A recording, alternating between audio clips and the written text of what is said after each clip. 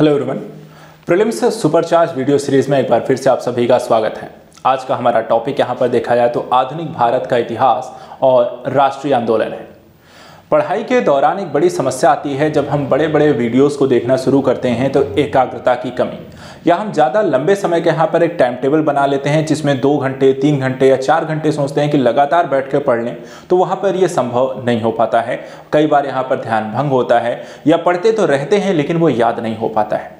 ये एक बड़ी समस्या है सभी अभ्यर्थियों के लिए जो तैयारी कर रहे हैं, और ऐसी स्थिति में आप एकाग्रता को बनाए कैसे रखें, ये भी यहाँ पर एक मुद्दा रहता है कि हम ज़्यादा लंबे समय तक लगातार बैठकर कैसे पढ़ पाएं। देखा जाए इस मुद्दे को लेकर, देखिए जब हम समस्या ये होती है कि आप ज़्यादा लंबे समय तक पढ़ने के लिए यहाँ पर देखिए ज़रूरी नहीं है। हमें क्या है, पढ़ाई हम क्यों करते हैं? पढ़ाई इसलिए करते हैं कि हमें रिजल्ट आना चाहिए, इनपुट मिलना चाहिए, ठीक है। तो क्या होता है कि कई बार जो भटकाव होता है वो भटकाव होता है आसपास की चीज़ों से। एकाग्रता की कमी होती है कई बार विषय की समझ को लेकर के, या फिर चीज़ों को बहुत ज़्यादा लंबे समय तक पढ़ने के कारण जब चीज़ें समझ में नहीं आती हैं तब भी ऐसा होता है। और इन्हीं सारी चीज़ों से बचने के लिए यहाँ पर क्या करना चाहिए, पढ़ाई करते समय हमें यहाँ पर छोटा छोटा ब्रेक लेना।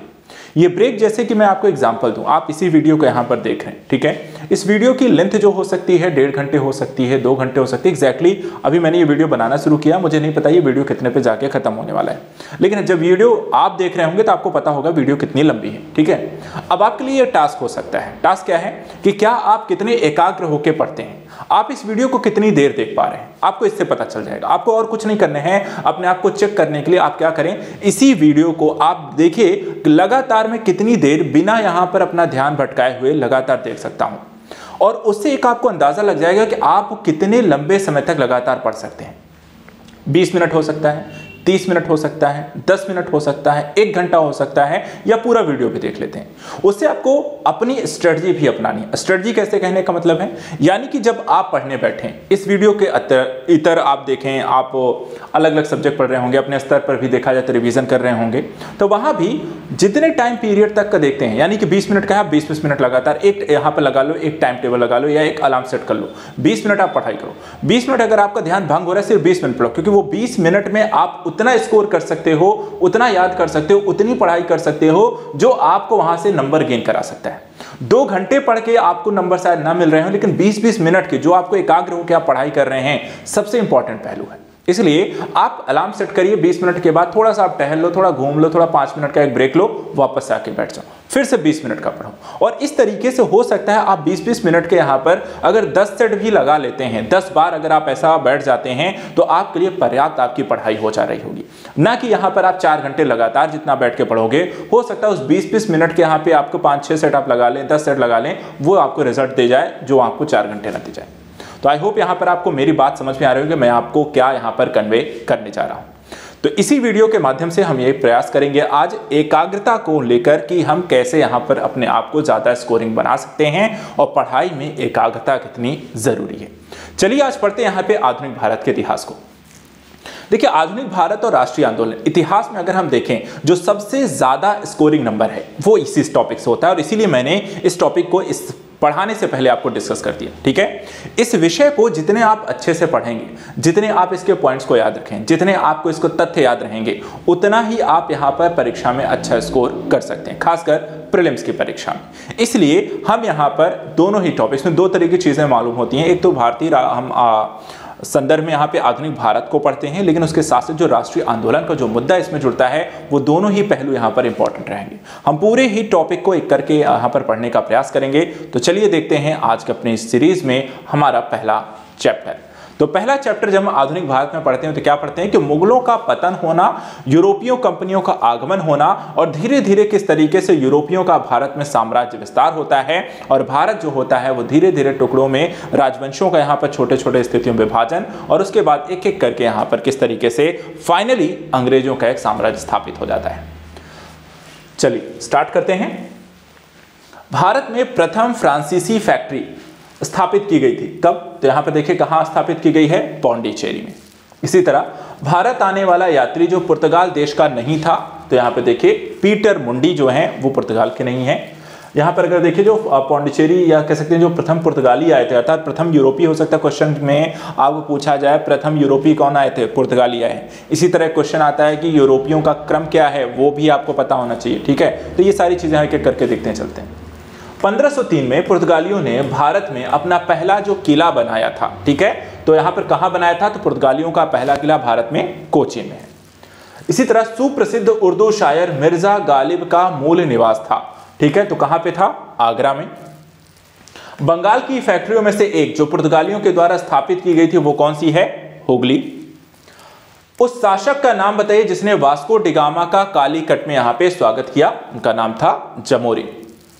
यूरोपीय समुदाय जिसने भारत के साथ प्रथम व्यापारिक संबंध स्थापित किया वो कौन थे, पुर्तगाली। भारत के पुर्तगाली शक्ति या वास्तविक संस्थापक, यहां पर पुर्तगालियों का जो कह सकते हैं भारत में वास्तविक संस्थापक कौन हुआ करता था, अल्बुकर्क। भारत में मुद्रणालय, जहां पे हम कहते हैं टकसाल जिसको भी आप कह सकते हैं, लाने वाले यहां पे प्रथम यहां पर कौन से थे, यहां पर देखा है तो पुर्तगाली ही थे। इसी तरह बंगाल में डचों के द्वारा स्थापित जो कारखाना था वो कौन सा था, चिंसुरा। तो यहाँ पर अलग अलग कह सकते हैं यूरोपियों के द्वारा कौन सी पहली कोठी स्थापित की गई या फैक्ट्री लगाई गई, पहला यहाँ पे कारखाना कहाँ सेट किया गया। तो ये क्वेश्चन आपके एग्जाम में काफी बनता है, इसलिए इस पहलू को जब भी आप आधुनिक भारत में पढ़ने जा रहे हैं तो यहाँ पर यूरोपीय के आगमन के संदर्भ में इसे ध्यान रखेंगे। आगे चलिए देखते हैं। इसके बाद वह शासक जिसने ईस्ट इंडिया कंपनी को दीवानी प्रदान की थी वो कौन सा था, शाह आलम द्वितीय। फ्रांसीसी ईस्ट इंडिया कंपनी की स्थापना किसके शासनकाल में हुई, तो देखा जाए तो लुई 14वां। लंदन में ब्रिटिश ईस्ट इंडिया कंपनी के गठन के समय भारत का बादशाह कौन हुआ करता था, अकबर। ब्रिटिश कंपनियों में से किसे भारत में व्यापार करने का पहला अधिकार प्राप्त हुआ था, वो कंपनी का यहाँ पे नाम क्या था, लीवेंट कंपनी। इसी तरह असम में सर्वप्रथम जो चाय कंपनी की स्थापना हुई थी, ठीक है, तो कौन सी थी, यहां पर देखा है तो 1839 में हुई। काल क्रमानुसार घटनाओं का क्रम, तो यहाँ पे घटनाएं जो इतिहास जो है घटनाओं का ही एक संकलन है, ठीक है। तो यहाँ पे क्रमिक जो होता है स्थिति वही आपका इतिहास है। अब यहाँ पे देखिए पंजाब का विलय होना, सिक्किम का विलय, बर्मा का विलय और झांसी का विलय जो होता है एक एक करके आपको किया गया, तो यहाँ पर इनका क्रम जो है ये ऐसे ही है। तो आप देख सकते हैं एक समय जो है बर्मा भी भारत का यहाँ पर हिस्सा हुआ करता था। इसके बाद भारत की स्वतंत्रता के पूर्व गोवा में देखा जाए जो आधिपत्य में था, तो यहां पर देखा है तो पुर्तगाली। भारत स्वतंत्र हो गया था 1947, लेकिन पुर्तगालियों से गोवा हमें यहां पर देखा जाए 1961 में मिला। इसी तरह स्वायत्त राज्यों का उदय अवध, मैसूर, पंजाब, बंगाल जैसे छोटे छोटे राज्यों और उनके विभाजन की स्थितियों को लेकर के अब यहां पर आइए देखते हैं क्या क्या यहां पर इंपॉर्टेंट पहलू है। जैसे कि राजा रणजीत सिंह, ठीक है, अदालत ए आला की स्थापना की थी कहां में, तो लाहौर में। किसने की थी, कहां की थी, यह भी ध्यान रखना है। मुगल बादशाह के द्वारा नियुक्त बंगाल का अंतिम सूबेदार कौन था, नाम है मुर्शीद कुली खां।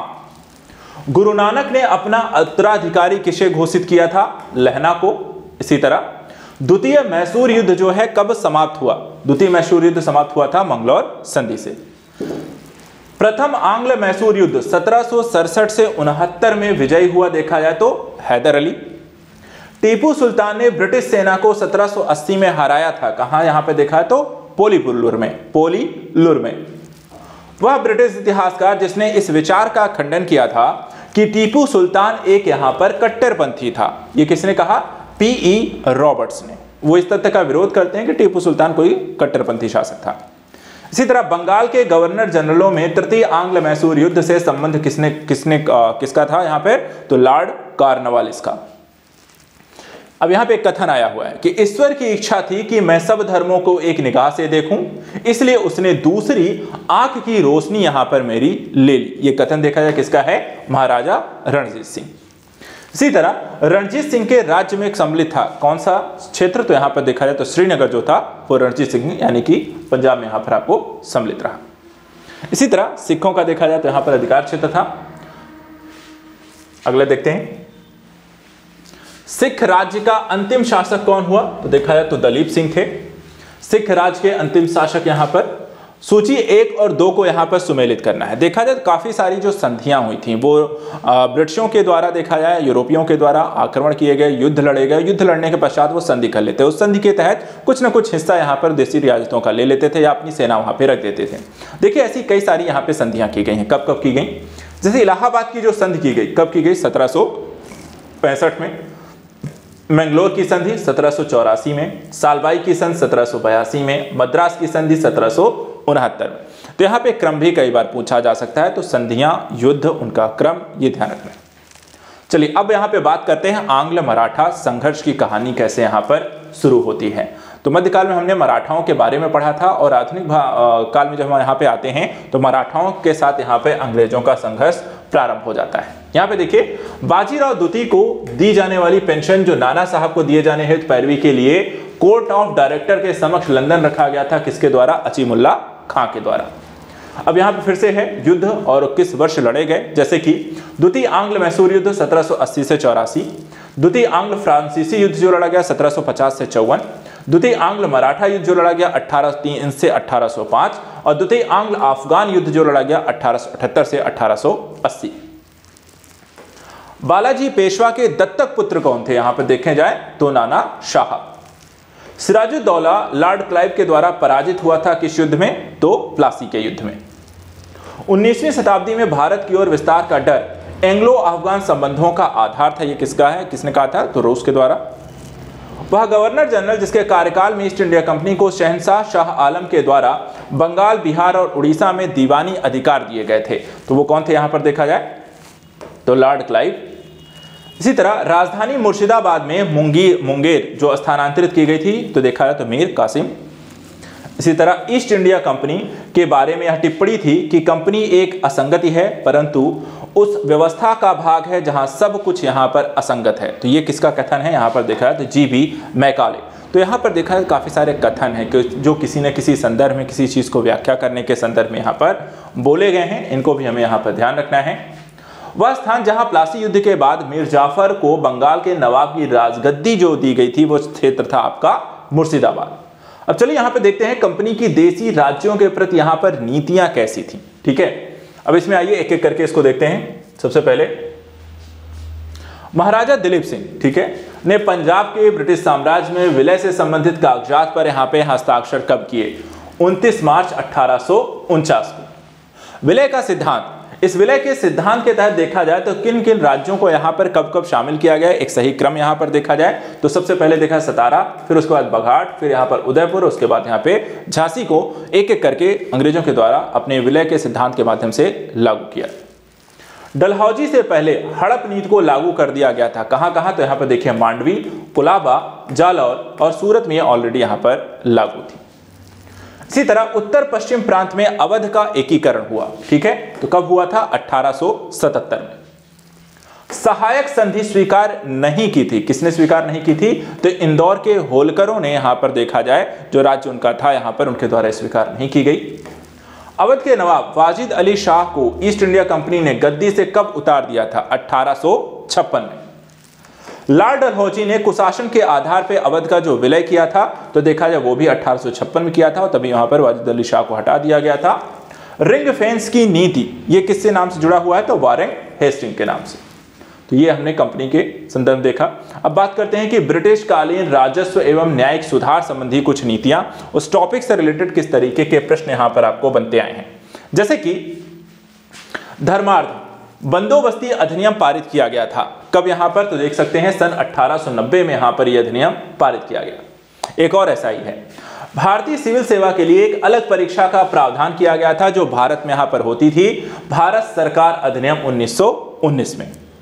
अब यहाँ पे देखिए कुछ कोड दिए हुए हैं, कानून हैं और वो कब पारित किए गए थे, कब लाए गए थे उनको लेकर के। जैसे कि कोड ऑफ सिविल प्रोसीजर ये लाया गया 1859 में लागू हुआ। इंडियन पीनल कोड जो आईपीसी था अभी तक जो लागू था, फाइनली यहाँ पे सरकार ने कानून लाकर इसे बदला है 1860 में। क्रिमिनल प्रोसीजर कोड यानी कि सीआरपीसी जो है 1862 में। पुलिस एक्ट 1861 में। तो ये देखिए अंग्रेजों के द्वारा बनाए गए कानून थे जो अब जाकर यहाँ पर बदले जा रहे हैं। इसी तरह 18वीं शताब्दी के उत्तरार्ध में देखिए प्रायः कंपनी बहादुर की शान शौकत का स्थानीय प्रतिनिधि कहा जाता था। क्या कहा जाता था? दारोगा। इसी तरह मनुष्यों के पहचान हेतु उंगलियों के निशान दुनिया भर में प्रथम बार 1860 में यहां पर उपयोग किया जाने लगा। विलियम हर्शल ने यहां पर ये सबसे पहले किया, भारतवर्ष में सबसे पहले यहां पर किया था विलियम हर्शल ने। इसी तरह लॉर्ड मैकाले का जो संबंध है किससे है? कानूनों के संग्रह से। अगला टॉपिक, ब्रिटिश शासन का भारत पर आर्थिक क्या प्रभाव पड़ा है, इसको लेकर के अगर हम देखें तो यहां पे कुछ क्वेश्चन आपके एग्जाम में पूछे गए, जैसे कि क्या क्या? भारतीय दुर्भिक्ष संहिता 1883 का निर्माण किस आयोग के द्वारा किया गया था? तो यहां पे देखिए स्ट्रेची आयोग के द्वारा किया गया। इसी तरह 18वीं शताब्दी के पूर्वार्ध में बंगाल से निर्यात होने वाली सबसे महत्वपूर्ण वस्तुएं थी, कौन सी थी? तो ये देखिए शोरा, कच्चा रेशम, चीनी और अफीम।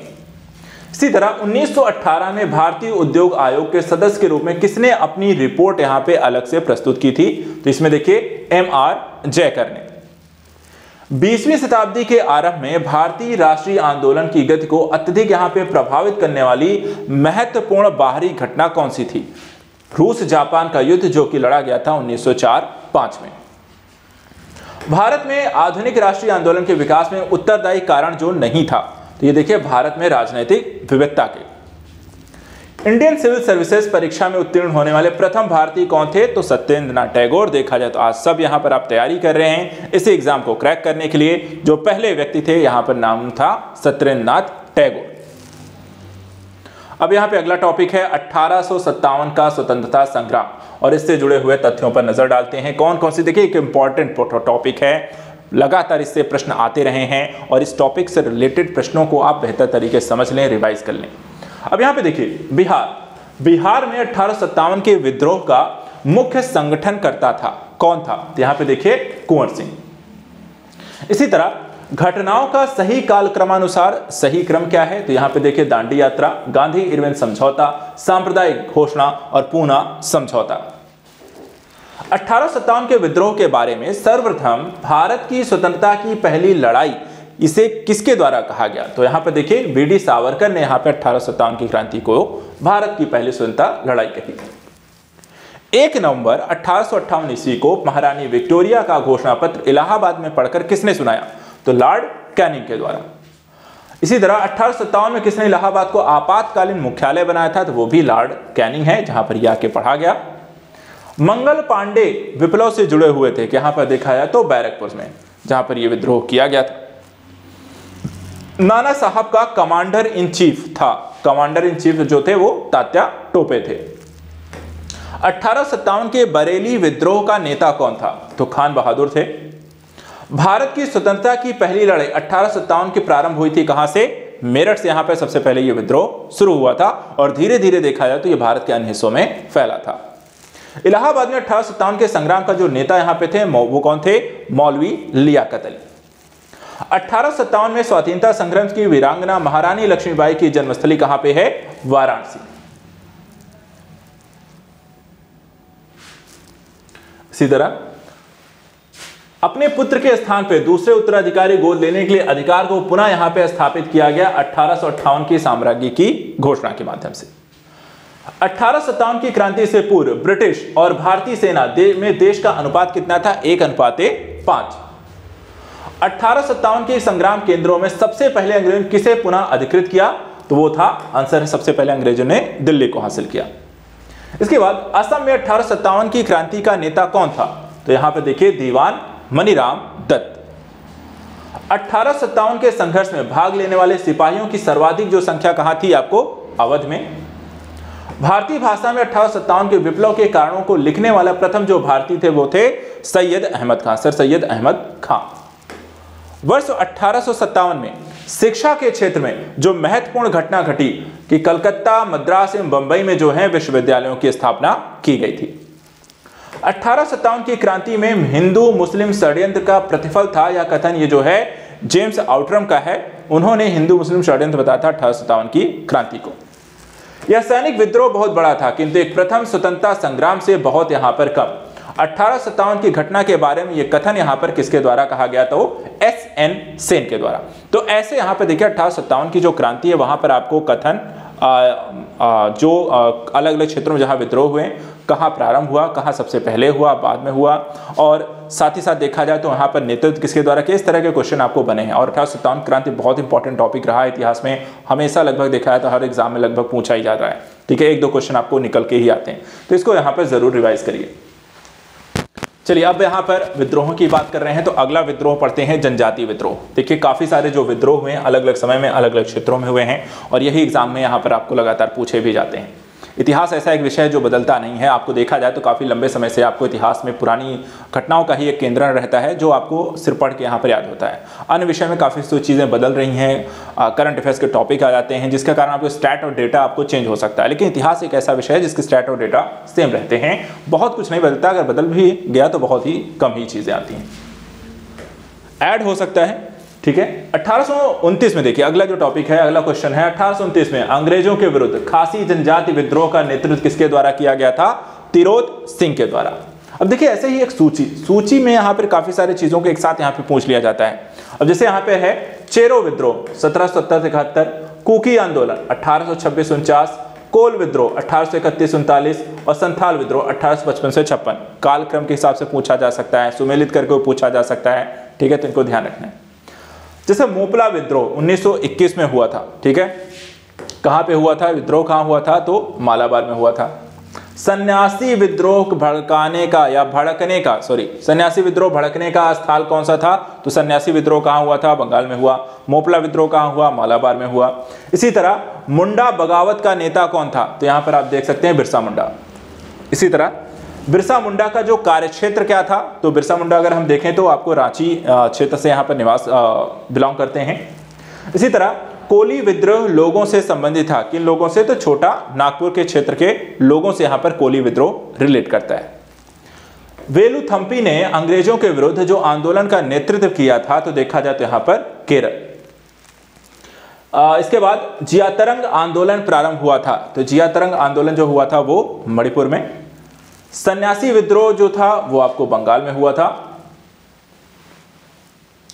इसी तरह यहाँ पे देखिए सूची है जो मिलान करने को लेकर आपसे पूछी गई है, जिसमें यहाँ पर अगर हम देखें तो कुछ ऐसे ही आंदोलन है, जैसे पाबना आंदोलन है 1873 से 85 के बीच, एका आंदोलन 1922 में, संथाल आंदोलन 1855-56 में, ताना भगत जो है यहाँ पर 1914 में। तो यहाँ पे अलग अलग समय में हुए विद्रोहों के बारे में हमने देखा। जनजाति विद्रोह, अब यहाँ पे देखिए प्रारंभिक नागरिक एवं कृषक विद्रोह जो हुए अलग अलग समय में, उनसे रिलेटेड किस तरीके के प्रश्न आए। जैसे कि भारत में मजदूर आंदोलनों को संगठित करने का जो श्रेय दिया जाता है, किसे दिया जाता है, तो यहाँ पे देखिए नारायण मेधाजी लोखंडे।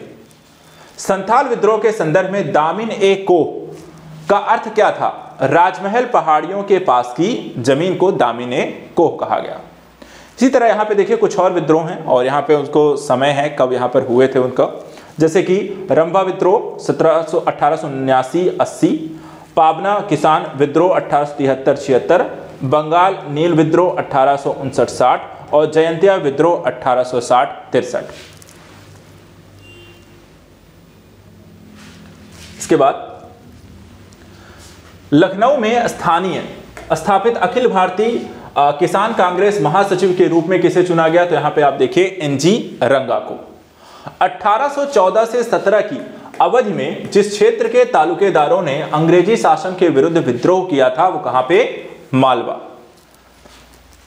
गडकरी विद्रोह का केंद्र क्या था, तो यहां पर आप देखें कोल्हापुर। इसी तरह 1924 का बंगाल का तारकेश्वर आंदोलन के विरुद्ध यहां पर देखा जाए तो मंदिरों में भ्रष्टाचार के विरुद्ध। इसी तरह देवबंद आंदोलन ये देखा जाए तो यूपी संयुक्त प्रांत में यहां पर आरंभ हुआ था और ये 1866 में हुआ था।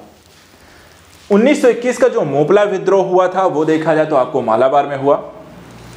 Mohammad Anglo Oriental College Aligarh की स्थापना कब हुई थी, तो यहां पर देखें 1875 में। अब कुछ आंदोलनों की सूची है, उनको मिलान करने को लेकर है, सही सुमेलन देखिए। तेभागा आंदोलन 1946-47, मोपला विद्रोह 1921, पाबना किसान विद्रोह जो है 1879-80 और बंगाल नील विद्रोह 1859-60। अब बात करते हैं सामाजिक और धार्मिक सुधार को लेकर के। सामाजिक सुधार आंदोलन में पहला अगर देखें, यंग बंगाल आंदोलन के प्रवर्तक कौन थे, हेनरी लुई विवियन डेराजियो। 1924 ईस्वी में केरल के त्रावणकोर में चलाया गया यहां पर देखा जाए तो वाइकोम सत्याग्रह। तो यहां पर देखा है वाइकोम सत्याग्रह कहां से रिलेट करता है, आपको केरल के त्रावणकोर से। इसके बाद देखिए फिर से एक सूची है, मिलान करने को लेकर आपसे पूछा गया, जैसे कि भारत धर्म महामंडल हरिद्वार में हुआ, देव समाज लाहौर, सनातन धर्म रक्षणी सभा कलकत्ता और राधा स्वामी सत्संग आगरा। अलग अलग क्षेत्रों से स्थानों से यहाँ पर संबंधित हैं या इनका आयोजन हुआ या क्षेत्र हैं। इसी तरह सत्य शोधक समाज के संस्थापक जिनका प्राथमिक जोर सत्य की खोज पर था, उनका नाम था ज्योतिबा फुले। हिंदुस्तानी समाजवादी प्रजातंत्र संघ के यहां पर देखा जाए जो संस्थापक थे वो कौन कौन थे, तो यहां पर देखिए यतीन्द्र नाथ हैं, अजय घोष हैं और फणींद्र नाथ घोष। इसमें 3 व्यक्ति यहां पर आपको शामिल हैं। ज्योतिबा फुले किस चीज से संबंधित हैं, तो यहां पर आप देखिए जाति विरोधी आंदोलनों को यहां पर नेतृत्व जो है ज्योतिबा फुले के द्वारा किया गया। महाराष्ट्र का सुकरात किसे कहा गया है, तो महाराष्ट्र का सुकरात कहा गया था एमजी रानाडे को। इसी तरह शुद्धि आंदोलन का समर्थन किया था किसने, तो यहां पर आर्य समाज के द्वारा शुद्धि आंदोलन का समर्थन किया गया।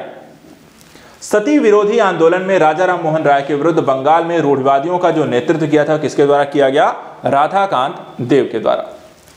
इसी तरह वह समाज सुधारक जिसने 1856 के ज्यूरी अधिनियम को घोर विरोध यहां पर किया था, उसमें कौन थे, Raja Ram Mohan Roy. Asiatic society of Bengal की स्थापना किसके द्वारा की गई थी, विलियम जोन्स के द्वारा। और दलित वर्गों का संघ स्थापित किया गया था डॉक्टर BR अंबेडकर के द्वारा।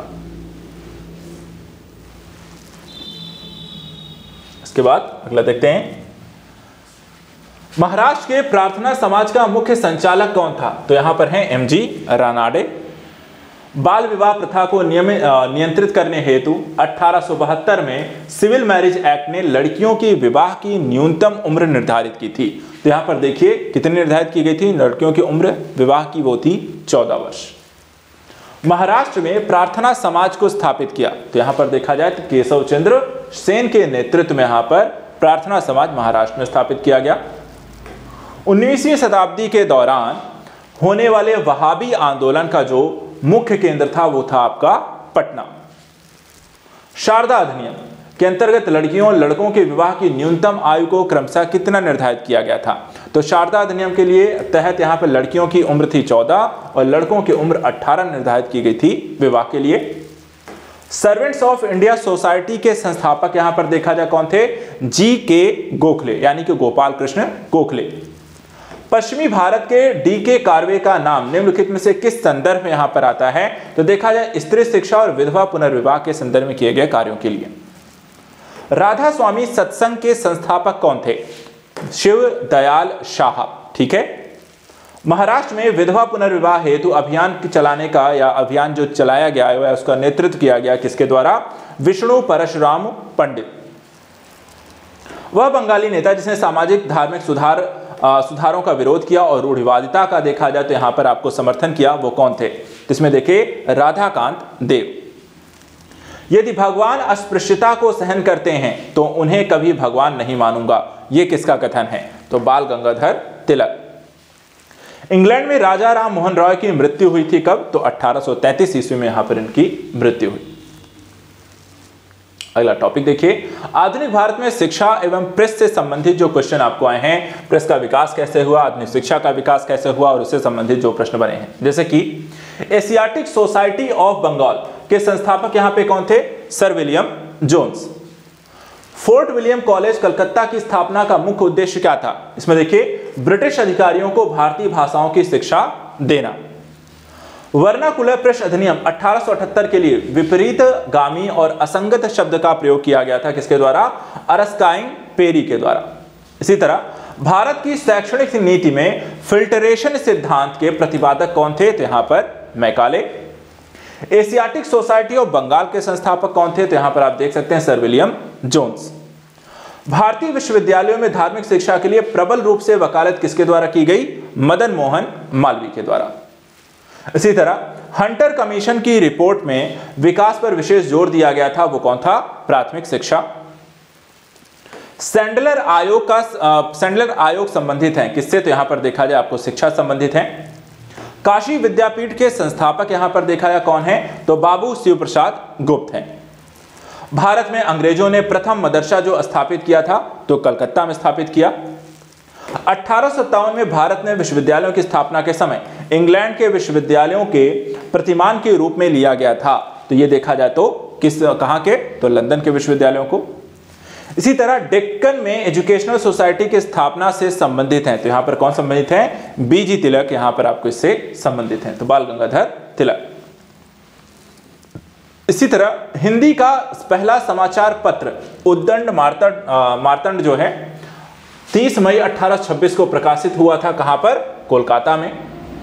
सर्वप्रथम सेंसरशिप लागू यहां पर देखा जाए की गई थी, कहां की गई थी, यहां पर किसके द्वारा की गई थी, तो वेलेज़ली के द्वारा। भारत की शैक्षणिक नीति में फिल्ट्रेशन थ्योरी यानी कि निषिद्धन सिद्धांत के प्रवर्तक कौन थे, मैकाले। चलिए अब हम आ जाते हैं 1885 से पूर्व जो एक राजनीतिक संस्थाएं थीं और उससे संबंधित जो आपको प्रश्न बने हैं आधुनिक भारत में। तो यहां पे देखिए, भारतीय प्रश्नों पर विवेचना के लिए दादा भाई नौरोजी ने 1866 में लंदन में गठन किया। क्या गठन किया था, तो east India association. Theosophical society के अनुयायी भारतीय दर्शन में विश्वास करते थे, वो दर्शन था आपका सांख्य दर्शन। बंगाल एशियाटिक सोसाइटी की स्थापना 1784 ईस्वी में कलकत्ता में की गई, किसके द्वारा, सर विलियम जोन्स के द्वारा। अगला देखते हैं,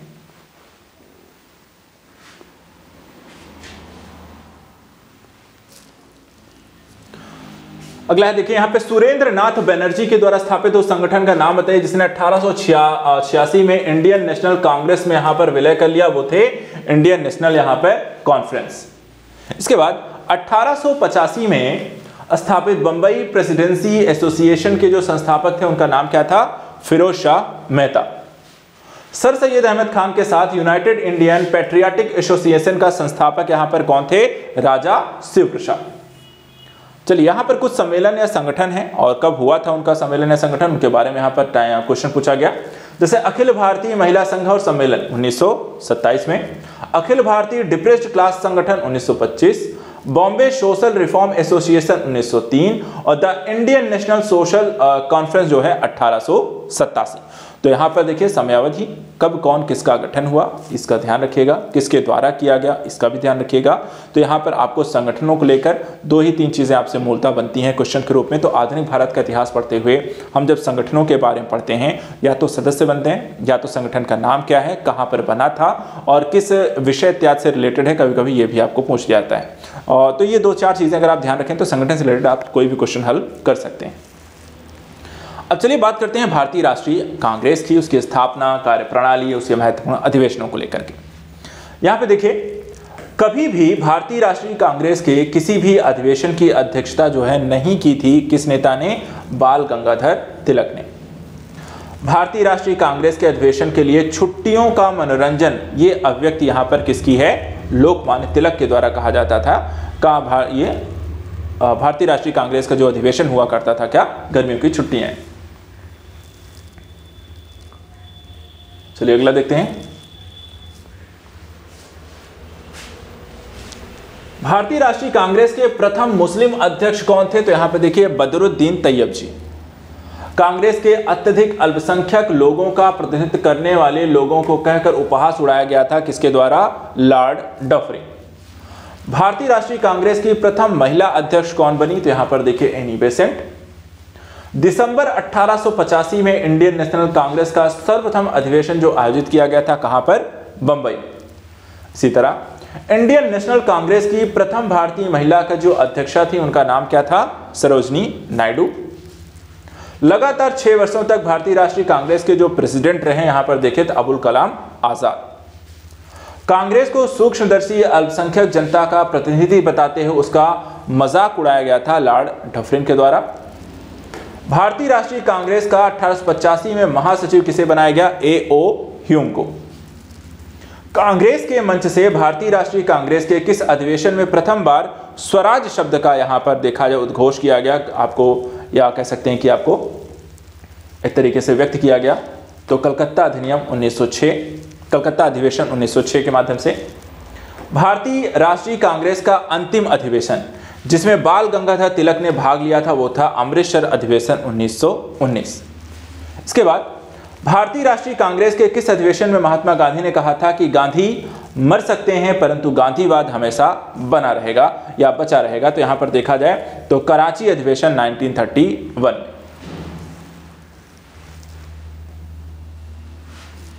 अगला देखते हैं, भारतीय राष्ट्रीय कांग्रेस ने किस अधिवेशन में भारत सरकार अधिनियम 1935 को यहां पर अस्वीकार किया था? तो यहां पर देखिए लखनऊ अधिवेशन 1936 में। कांग्रेस गिरने के लिए लड़खड़ा रही है, भारत में रहते हुए मेरी एक विशेष महत्वाकांक्षा है किसके शांतिपूर्ण अवसान में इसकी सहायता करूं। यह घोषणा किसकी है? कर्जन की।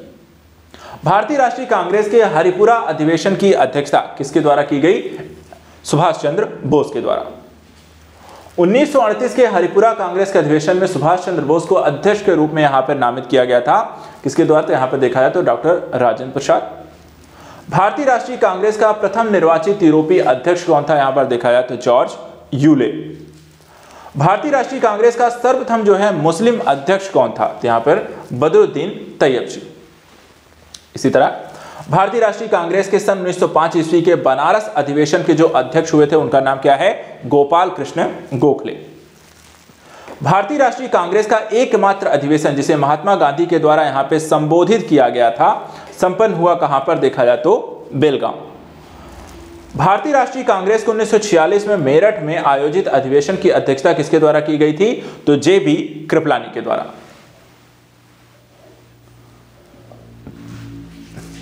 इसके बाद मदन मोहन मालवीय भारतीय राष्ट्रीय कांग्रेस के अध्यक्ष कितनी बार चुने गए थे? तो 2 बार, एक बार 1909 में, दूसरी बार 1918। अब यहां पे देखिए कांग्रेस अध्यक्षों किस अधिवेशन को यहां पे अध्यक्षता की गई है, जैसे कि डॉक्टर M.A. अंसारी मद्रास कांग्रेस अधिवेशन की अध्यक्षता की, पुरुषोत्तम दास टंडस ने नासिक में, सरोजिनी नायडू ने कानपुर में और सुभाष चंद्र बोस ने हरिपुरा कांग्रेस अधिवेशन में यहां पर अध्यक्षता की है। चलिए बात करते हैं अगले टॉपिक की। अगला टॉपिक जो यहाँ पर आधुनिक भारत में आप पढ़ते हैं वो है भारतीय राष्ट्रीय कांग्रेस का यहाँ पर उदारवादी चरण जो 1885 से 1905 तक रहता है। इस टॉपिक में देखिए जाए उदारवादिता को लेकर के अलग नेताओं और उससे संबंधित कथनों और घटनाओं को यहाँ पर पूछा जाता है। जैसे कि एक क्वेश्चन यहाँ पे है, कभी भी भारतीय राष्ट्रीय कांग्रेस के किसी भी अधिवेशन की अध्यक्षता जो है नहीं की। जैसे कि यहाँ पर हम देख सकते हैं बाल गंगाधर तिलक है। लॉर्ड कर्जन ने प्रांतीय सीमाओं को पुनर्गठित करने का निर्णय लिया और पूर्वी बंगाल और असम नामक एक नया प्रांत यहाँ पे बना दिया था। यह कथन देखा जाए किसका है? असैनिक प्रशासन 1905 के संदर्भ में कहा गया है।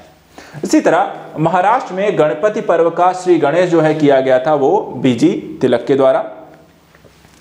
किसने भारतीय राष्ट्रीय कांग्रेस प्रार्थना, याचना और विरोध की राजनीति करने का यहाँ पर आरोप लगाया है? यहाँ पर देखा है तो बाल गंगाधर तिलक के द्वारा आरोप लगाया गया था।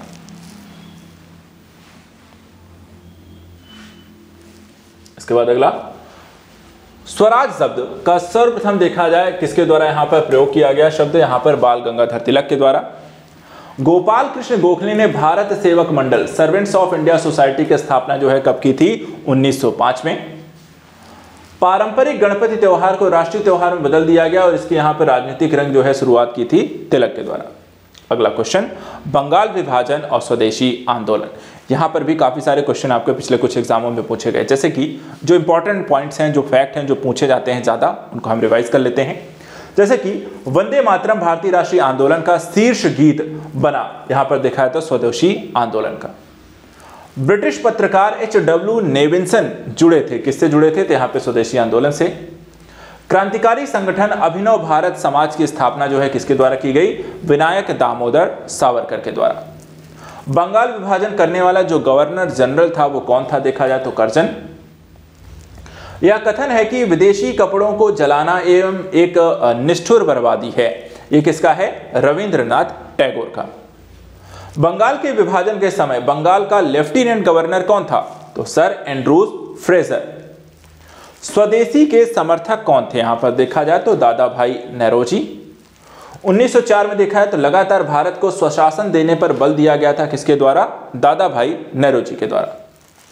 वह आंदोलन जिसके चलते रविंद्रनाथ ठाकुर ने आमार सोनार बांग्ला नामक यहां पर गीत की रचना की थी वो थी सविनय अवज्ञा आंदोलन। और ब्रिटिश वस्तुओं के बहिष्कार का सुझाव सबसे पहले यहां पर किसके द्वारा दिया गया? कृष्ण कुमार मित्र के द्वारा।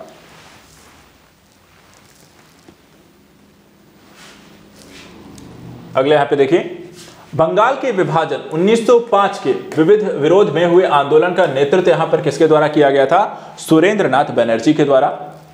स्वदेशी आंदोलन का नेतृत्व दिल्ली में किया गया था किसके द्वारा? सैयद हैदर रजा के द्वारा। मद्रास स्वदेशी आंदोलन का नेतृत्व किसने किया? तो चिदम्बरम पिल्लै। विदेशी वस्त्रों की बर्बादी उनके साथ सर्वोत्तम व्यवहार है, यह कथन किसका है? महात्मा गांधी का। और 1905 में बंगाल विभाजन के परिणाम स्वरूप जो घटित हुआ था कि पूर्वी बंगाल के मुस्लिम बाहुल्य प्रांत का निर्माण होना। अब यहां पर बात करते हैं कांग्रेस का सूरत विघटन एवं क्रांतिकारी आंदोलन से संबंधित कुछ घटनाओं को, जैसे कि चेतन रूप में धर्मनिरपेक्ष विचारक थे, ठीक है, तो वो थे भगत सिंह। काकोरी जो षड्यंत्र केस में प्रधान आरोपी पंडित राम प्रसाद बिस्मिल को उत्तर प्रदेश के शहर में फांसी दी गई थी, तो किस शहर में फांसी दी गई? गोरखपुर में। तो राम प्रसाद बिस्मिल को फांसी कहां दी गई? गोरखपुर में। क्रांतिकारी जो काकोरी ट्रेन कांड से संबंधित नहीं था वो थे आपके खुदीराम बोस।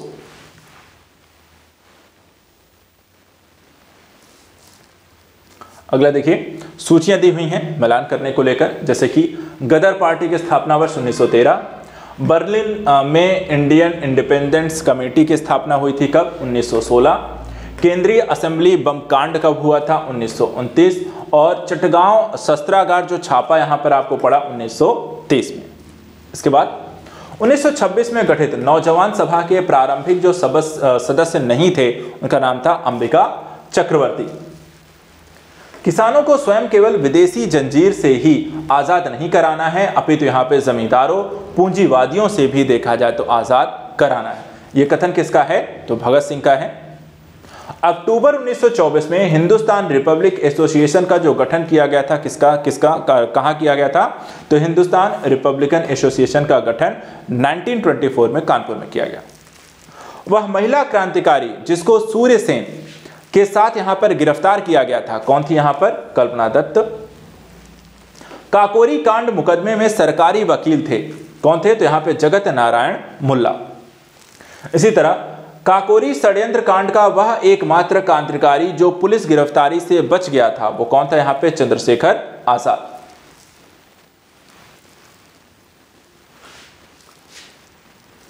आगे देखते हैं, हिंदुस्तान रिपब्लिकन एसोसिएशन का गठन 1924 में किया गया कानपुर में।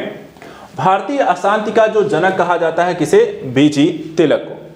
इसी तरह कारागार में जिसने राम प्रसाद बिस्मिल को यहां पर फांसी दी गई, कहां पर? तो गोरखपुर में। युग में जिसमें इंग्लैंड में अंग्रेज अधिकारियों की हत्या के आरोप में फांसी की सजा सुनाई गई थी, वो कौन थे? यहां पे मदन लाल ढींगरा और उधम सिंह को।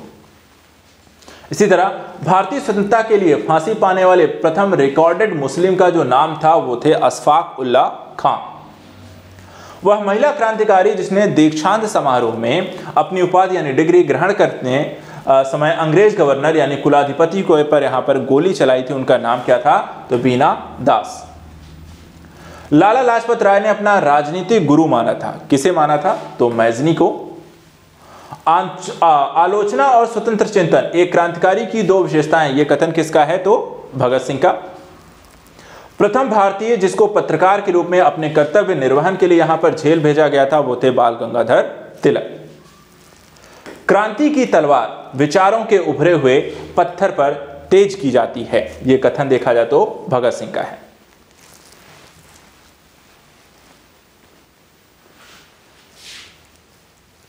अगला देखिए, लाहौर षड्यंत्र मुकदमे के परिणाम स्वरूप फांसी किसको किसको हुई थी? भगत सिंह, राजगुरु और सुखदेव को। इसके बाद कांग्रेस पर अनुनय विनय और विरोध की राजनीति करने का जो आरोप लगाया गया बीजी तिलक के द्वारा लगाया गया। अब चलिए बात करते हैं एक और टॉपिक की जो आधुनिक भारत में यहाँ पर आता है इतिहास में, मुस्लिम लीग का गठन और उससे संबंधित जो कथानक हैं जो परीक्षा में आपको पूछते हैं। मुस्लिम लीग की कार्यप्रणाली जो है वो भी आपको क्वेश्चन बनती है। जैसे कई सारे टॉपिक हैं, इसमें एक आता है जैसे MLNG दल का निजी अर्धसैनिक संगठन था, तो अखिल भारतीय मुस्लिम लीग। मुस्लिम लीग एवं भारतीय राष्ट्रीय कांग्रेस के बीच राजनीतिक गतिरोध को दूर करने के लिए CR फार्मूला बनाया गया था, तो यहाँ पर देखिए किसके द्वारा? राजगोपालाचारी के द्वारा। 1907 में मुस्लिम लीग का वार्षिक अधिवेशन जो हुआ था वो कहाँ हुआ था? कराची में। 31 दिसंबर 1928 को दिल्ली में हुए सर्वदलीय मुस्लिम सम्मेलन की अध्यक्षता जो की गई आगा खां के द्वारा। मुस्लिम लीग का वह अधिवेशन जिसमें M.A. जिन्ना ने अपना 14 सूत्री प्रस्ताव रखा था वो था 1929 के सम्मेलन अधिवेशन में। मुस्लिम लीग के किस अधिवेशन में दो राष्ट्र के सिद्धांत का प्रतिपादन हुआ था? लाहौर अधिवेशन 1940 में। वर्ष 1940 में मुस्लिम लीग के अधिवेशन में पाकिस्तान के सृजन का जो प्रस्ताव रखा गया था किसके द्वारा? खली कुज्जमा के द्वारा।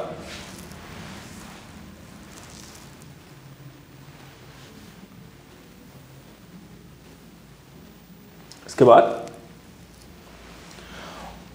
वह तिथि थी जब मुस्लिम लीग ने पाकिस्तान दिवस यहां पर मनाया था 23 मार्च 1943, जब पहली बार यहां पर देखा जाए पाकिस्तान दिवस के रूप में मनाया गया। वह तिथि मुस्लिम लीग ने सीधी कार्यवाही दिवस के रूप में सुनिश्चित किया था, वो था 16 अगस्त 1946। तो ये हो गया मुस्लिम लीग से संबंधित तथ्यों के बारे में। अब बात करते हैं दिल्ली दरबार और बंगाल विभाजन के निरस्तीकरण को लेकर के आए हुए प्रश्नों को लेकर के। इसमें देखिए, अंग्रेजों के द्वारा दिल्ली को राजधानी बनाया गया था कब? तो यहाँ पर 1911 में। और बंगाल का एकीकरण कब संपन्न हुआ? 1912 में। लखनऊ समझौता एक ऐसा टॉपिक है जहां से प्रश्न आपको बने हुए हैं, जिसमें भारतीय राष्ट्रीय कांग्रेस का वह अधिवेशन जिसमें बाल गंगाधर तिलक ने कहा था स्वराज्य हमारा जन्मसिद्ध अधिकार है और मैं इसे लेकर रहूंगा, यह था लखनऊ अधिवेशन 1916 में।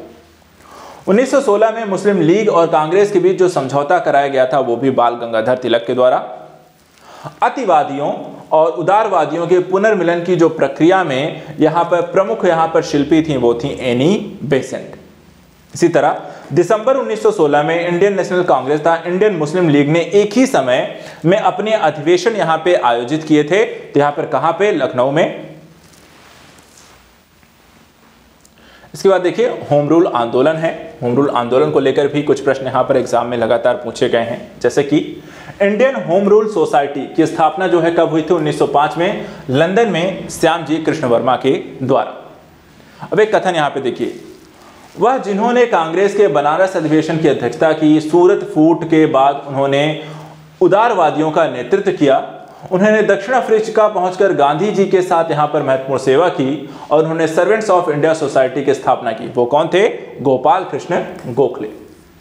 इसी तरीके से आंदोलन जिसमें गांधी जी यहां पर संबंधित नहीं थे वो आंदोलन था आपका होम रूल आंदोलन। बाल गंगाधर तिलक को लोकमान्य विशेषण दिया गया था होम रूल आंदोलन के ही समय। National liberation federation of India जो अस्तित्व में आया कब आया? तो कांग्रेस में जब नरमपंथियों तथा उग्रवादियों में मतभेद के कारण ये शब्द यहां पर आपको या ये पार्टी जो है चर्चा का विषय बनी, अस्तित्व में आती है। होम रूल आंदोलन का मुख्य ध्येय क्या था? तो यहाँ पे भारत में ब्रिटिश साम्राज्य के अंदर स्वशासन को प्राप्त करना।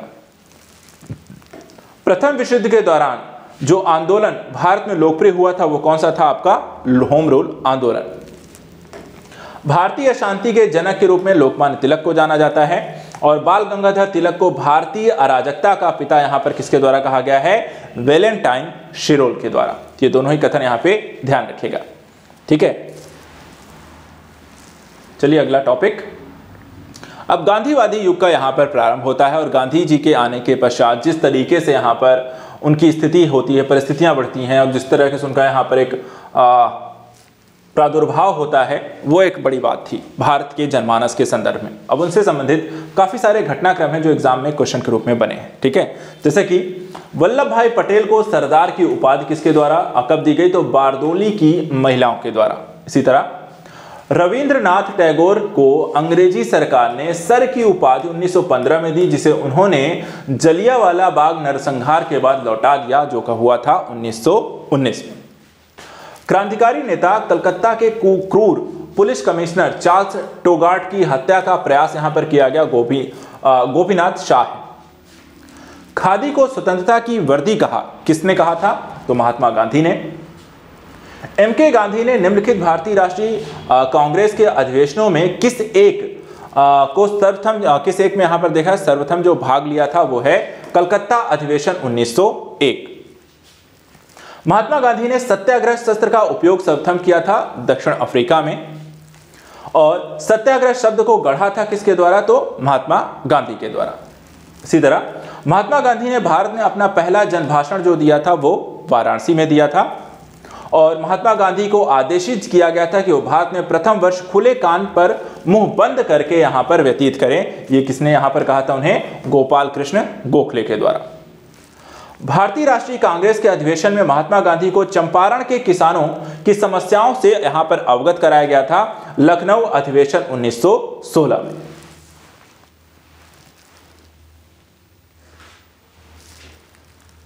इसके बाद गांधी जी ने बंधुआ मजदूरों को मुक्त कराने का अभियान जो प्रारंभ किया, कहां से प्रारंभ किया था?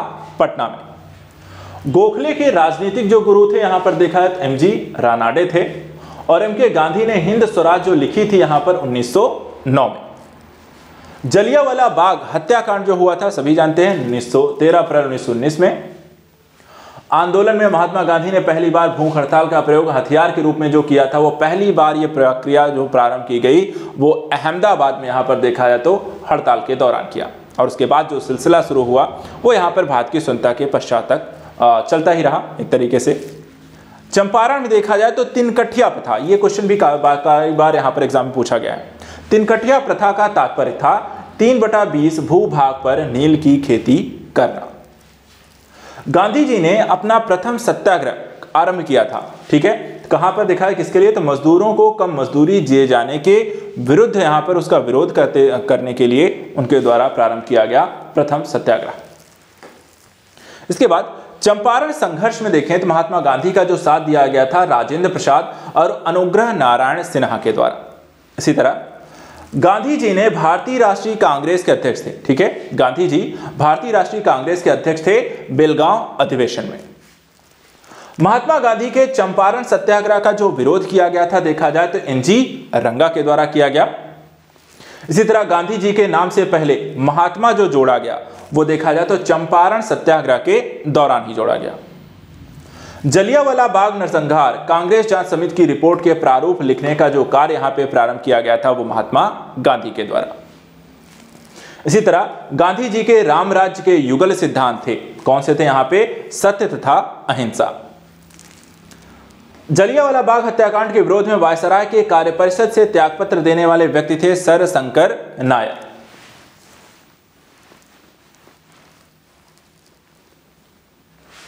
अगला देखते हैं।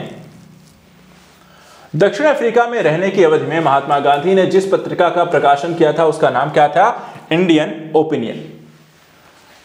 वे दो नेता जिन्होंने भारत में का दौरा कर सामाजिक उत्थान का कार्य किया था वो कौन थे यहां पे? गांधी और तिलक। एम के गांधी समर्थक किसके थे? दार्शनिक अराजकतावाद के। और दूसरी तरफ यहां पे करमचंद गांधी दीवान थे, कहां पे? पोरबंदर, राजकोट, बीकानेर में। गांधी जी की दृष्टि में अहिंसा का अर्थ क्या है? तो यहां पे देखिए, सत्य की प्राप्ति का रास्ता है अहिंसा। दक्षिण अफ्रीका का रेलवे स्टेशन जहां गांधी को ट्रेन से फेंका गया था वो था पीटर मारिट्सबर्ग। वह व्यक्ति जिसने 4 अप्रैल 1919 को दिल्ली की जामा मस्जिद के प्रवचन मंच से हिंदू मुस्लिम एकता का यहां पर भाषण दिया था वो कौन थे? स्वामी श्रद्धानंद। गांधी जी के अनुसार हिंसा का क्रूरतम रूप क्या है? तो इसका क्रूरतम रूप होता है गरीबी का स्थायित्व होना। वहीं वह कारागार जिसमें गांधी जी का नाम जो है यहां पर देखा है, गांधी जी ने मंदिर एक नाम दिया है कारागार को, वो है आपको यरवदा। गांधी जी ने सेवा धर्म अपनाया था, देखा जाती है दक्षिण अफ्रीका में। गांधीयन इनोवेशन यानी गांधी जी का नवाचार का तात्पर्य क्या है? तो कम निवेश से अधिक उत्पादन अधिक लोगों के लिए, ये है आपका एक कह सकते हैं गांधीवादी यहाँ पर विचारधारा एक तरीके से, और जिसमें जहाँ पर सभी लोगों को किस तरीके से आगे बढ़ाना है, सभी के लिए उत्पादन करना है, सभी के लिए संदर्भ में यहाँ पर करना है, ज़्यादा उत्पादित करना है। भारतीय स्वतंत्रता को प्राप्त करने के लिए निष्क्रिय विरोध करने के लिए जाने जाते हैं कौन? तो मोहन दास करमचंद गांधी।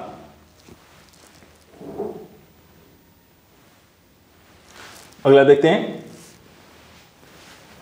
ब्रिटिश निर्मित उत्पादों पर गांधी का बहिष्कार प्रभावी हुआ क्योंकि ब्रिटेन जो है भारत को एक यहां पर बड़ा निर्मित वस्तुओं का बाजार लगातार समझता रहा, और आर्थिक दोहन भी देखा है ब्रिटिशों के द्वारा भारत का काफी बड़े मात्रा में किया गया था।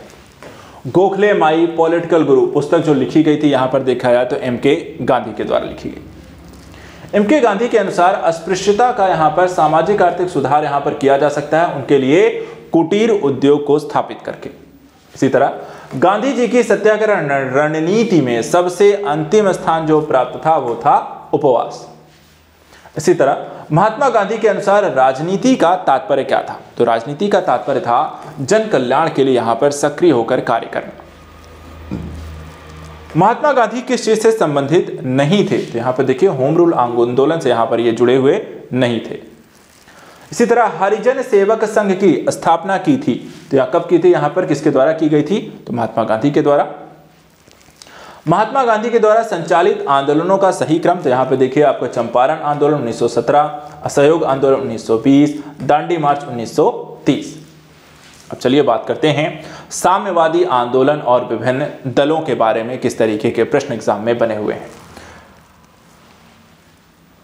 सबसे पहले देखिए दिल्ली में वायसराय लॉर्ड हार्डिंग के द्वारा यहाँ पर बम फेंकने के लिए जो उत्तरदायी था, मतलब लॉर्ड हार्डिंग पर जिसने बम फेंका था वो कौन थे? अनुशीलन समिति के सदस्यों के द्वारा। इसी तरह 1918 में, ठीक है, प्रथम मजदूर संघ की स्थापना जो की गई थी किसके द्वारा की गई थी? बीपी वाडिया के द्वारा। अखिल भारतीय ट्रेड यूनियन कांग्रेस के जो प्रथम अध्यक्ष कौन थे? लाला लाजपत राय। 1929 में आप देखें तो नागपुर में संपन्न all India trade union Congress की जो अध्यक्षता की थी किसके द्वारा की गई? जवाहरलाल नेहरू के द्वारा। वह व्यक्ति जिसने 1931 में गुरुवायूर मंदिर में अछूतों के प्रवेश संबंधी प्रयास का यहां पर नेतृत्व किया था, कौन थे? तो यहां पर पीएस तुरुमाम्बू। सन 1939 में all India states people conference का अध्यक्ष कौन थे? यहां पे जवाहरलाल नेहरू। जलियांवाला बाग त्रासदी से जुड़ा जो सैन्य अधिकारी था वो कौन था? यहाँ पर जनरल डायर, जिसने यहाँ पर ये आदेश दिया था। वह आंदोलन जिसको राष्ट्रीय स्वतंत्रता का मुस्लिम युद्ध के रूप में जाना जाता है वो है वहाबी आंदोलन। वर्ष 1940 में रेडिकल डेमोक्रेटिक पार्टी का संगठन जो था वो कौन थे? किसके द्वारा? तो एम.एन. रॉय के द्वारा यहाँ पर संगठन किया गया। सोमेंद्रनाथ टैगोर के द्वारा स्थापित दल का नाम क्या था? क्रांतिकारी साम्यवादी दल। महात्मा गांधी का संघर्ष जो औद्योगिक श्रमिकों के लिए यहाँ पे आपको संबंधित था, कौन सा? अहमदाबाद संघर्ष। और कानपुर षड्यंत्र का मुकदमा नेताओं के द्वारा यहाँ पर किया गया था, तो देखा जाए तो एक साम्यवादी आंदोलन के नेताओं से संबंधित यहाँ पर यह आंदोलन था।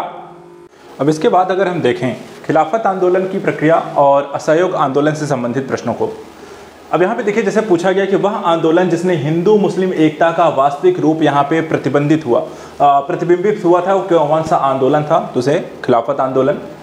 गांधी जी को सावधान किया गया था कि वे मुस्लिम धार्मिक नेताओं को उनके अनुयायियों कट्टरपन को प्रोत्साहित ना करें। ये किसमें यहाँ पर देखा जाए तो मोहम्मद अली जिन्ना के द्वारा ये महात्मा गांधी को बोला गया था।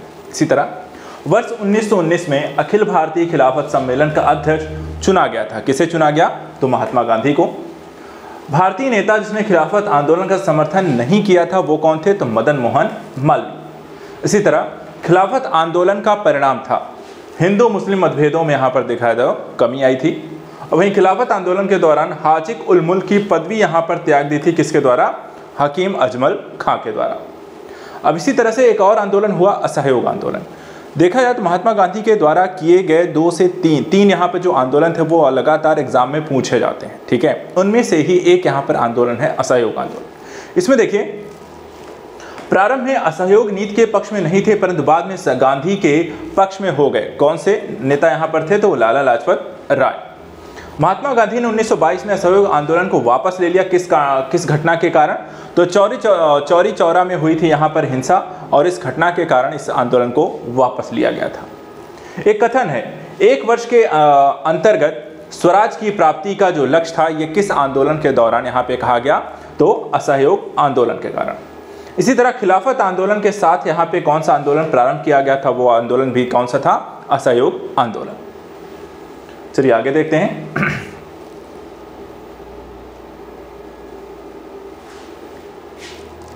अगला टॉपिक, जैसे कि यहां पर पूछा गया चौरी चौरा जो है वो किस जनपद में यहां पर वर्तमान समय में स्थित है? तो इसे हम कहते हैं गोरखपुर में। 1 वर्ष के भीतर स्वराज की प्राप्ति असहयोग आंदोलन के तहत कही गई थी। 1920 के नागपुर के भारतीय राष्ट्रीय कांग्रेस के अधिवेशन में असहयोग के प्रस्ताव को प्रस्तावित किया था। किसने? तो CR दास के द्वारा। महात्मा गांधी के द्वारा चलाया गया प्रथम जन आंदोलन कौन सा था? तो ये है असहयोग आंदोलन। इसी तरह असहयोग आंदोलन के दौरान विदेशी कपड़ों को जलाया जाना एक निष्ठुर बर्बादी है, यह कथन किसका है? रविंद्रनाथ टैगोर का। असहयोग आंदोलन को समर्थन दिया परंतु इसके परिणाम यहां पर नहीं देख सके, ये यहां पर किस संदर्भ में कहा गया था? यहां पर देखा तो बाल गंगाधर तिलक के द्वारा इस कथन को यहां पर उद्घोषित किया गया था। चौरी चौरा घटना के समय महात्मा गांधी कहां थे? तो यहां पे देखिए बारदोली में। ब्रिटिश सरकार ने महात्मा गांधी को जो उपाधि दी थी उन्होंने असहयोग आंदोलन में वहां पर उसे वापस कर दिया था। तो यहां पर देखिए ये कैसरे हिंद की उपाधि जिसे महात्मा गांधी के द्वारा वापस किया गया था। महात्मा गांधी के साथ वह मुसलमान जिसने बाल गंगाधर तिलक की यहां पर अर्थी उठाई थी वो कौन थे? शौकत अली। 1921-22 में असहयोग आंदोलन का मुख्य जो प्रतिफल था वो क्या था? हिंदू मुस्लिम एकता। असहयोग आंदोलन के दौरान अपनी वकालत छोड़ दी थी किसने? यहां पर देखा जाए तो चित्तरंजन दास के द्वारा।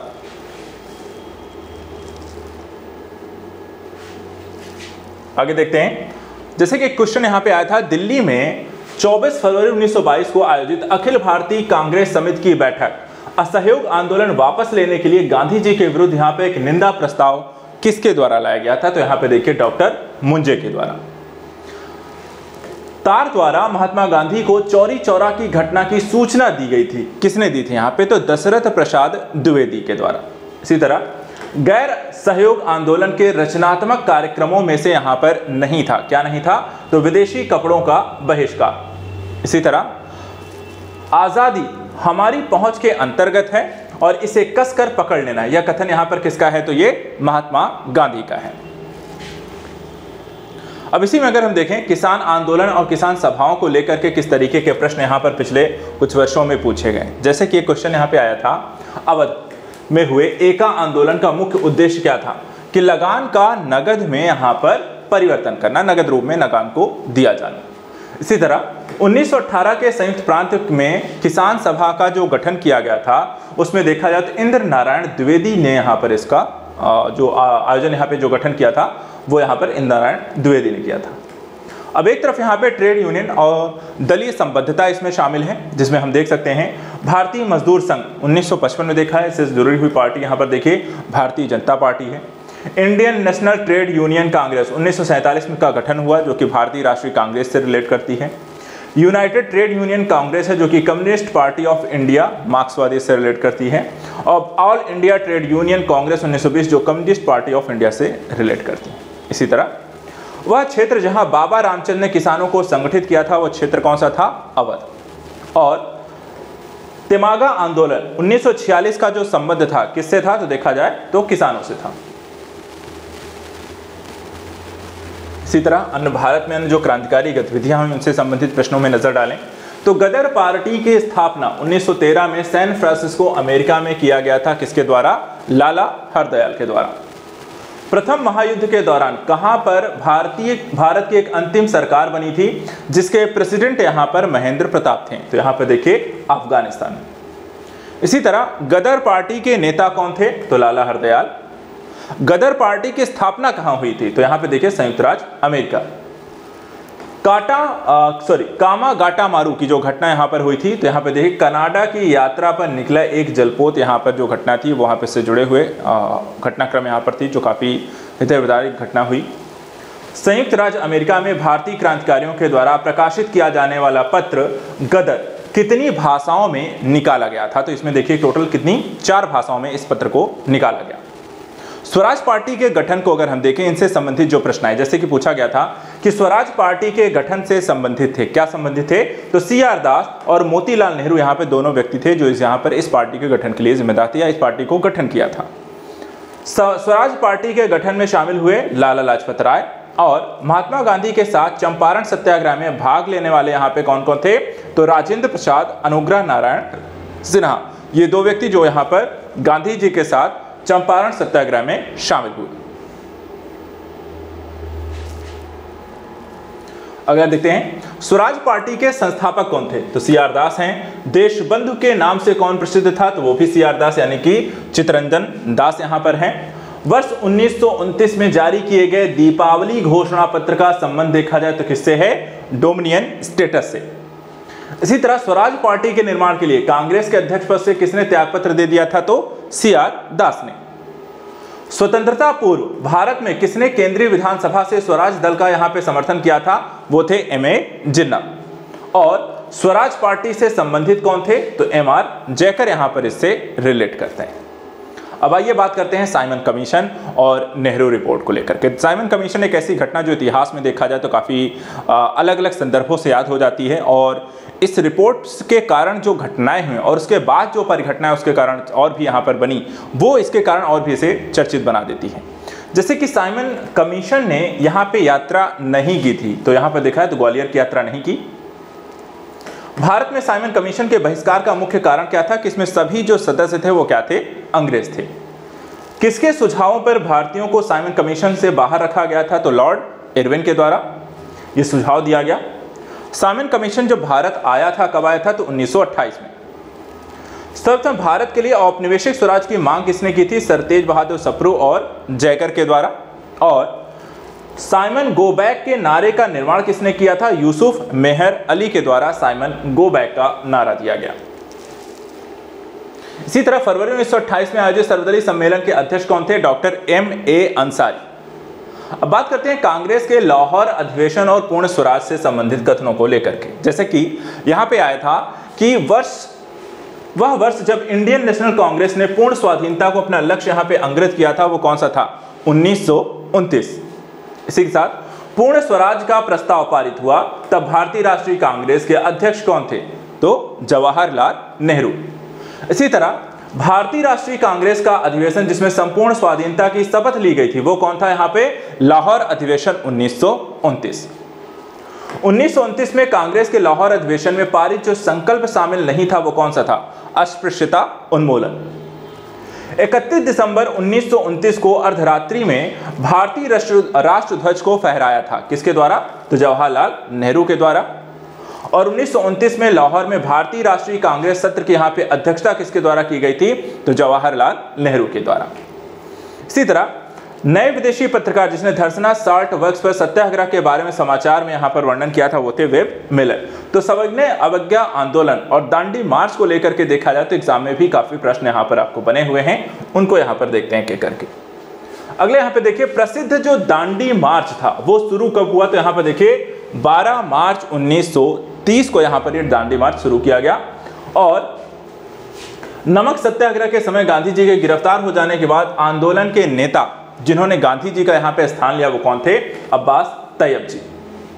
महात्मा गांधी धरसना नामक यहाँ पे गोदाम पर कांग्रेस कार्यकर्ताओं के धावे के समय यहाँ पर कहाँ थे? तो यरवदा जेल में। इसी तरह वह आंदोलन जिसमें भाग लेने के लिए आचार्य विनोबा भावे प्रथम बार यहाँ पर गिरफ्तार हुए थे, वो कौन सा आंदोलन था? सविनय अवज्ञा आंदोलन। एक कथन है, शक्ति के विरुद्ध अधिकार की इस लड़ाई में विश्व की सहानुभूति चाहता हूं। यह कथन यहां पर किसका है?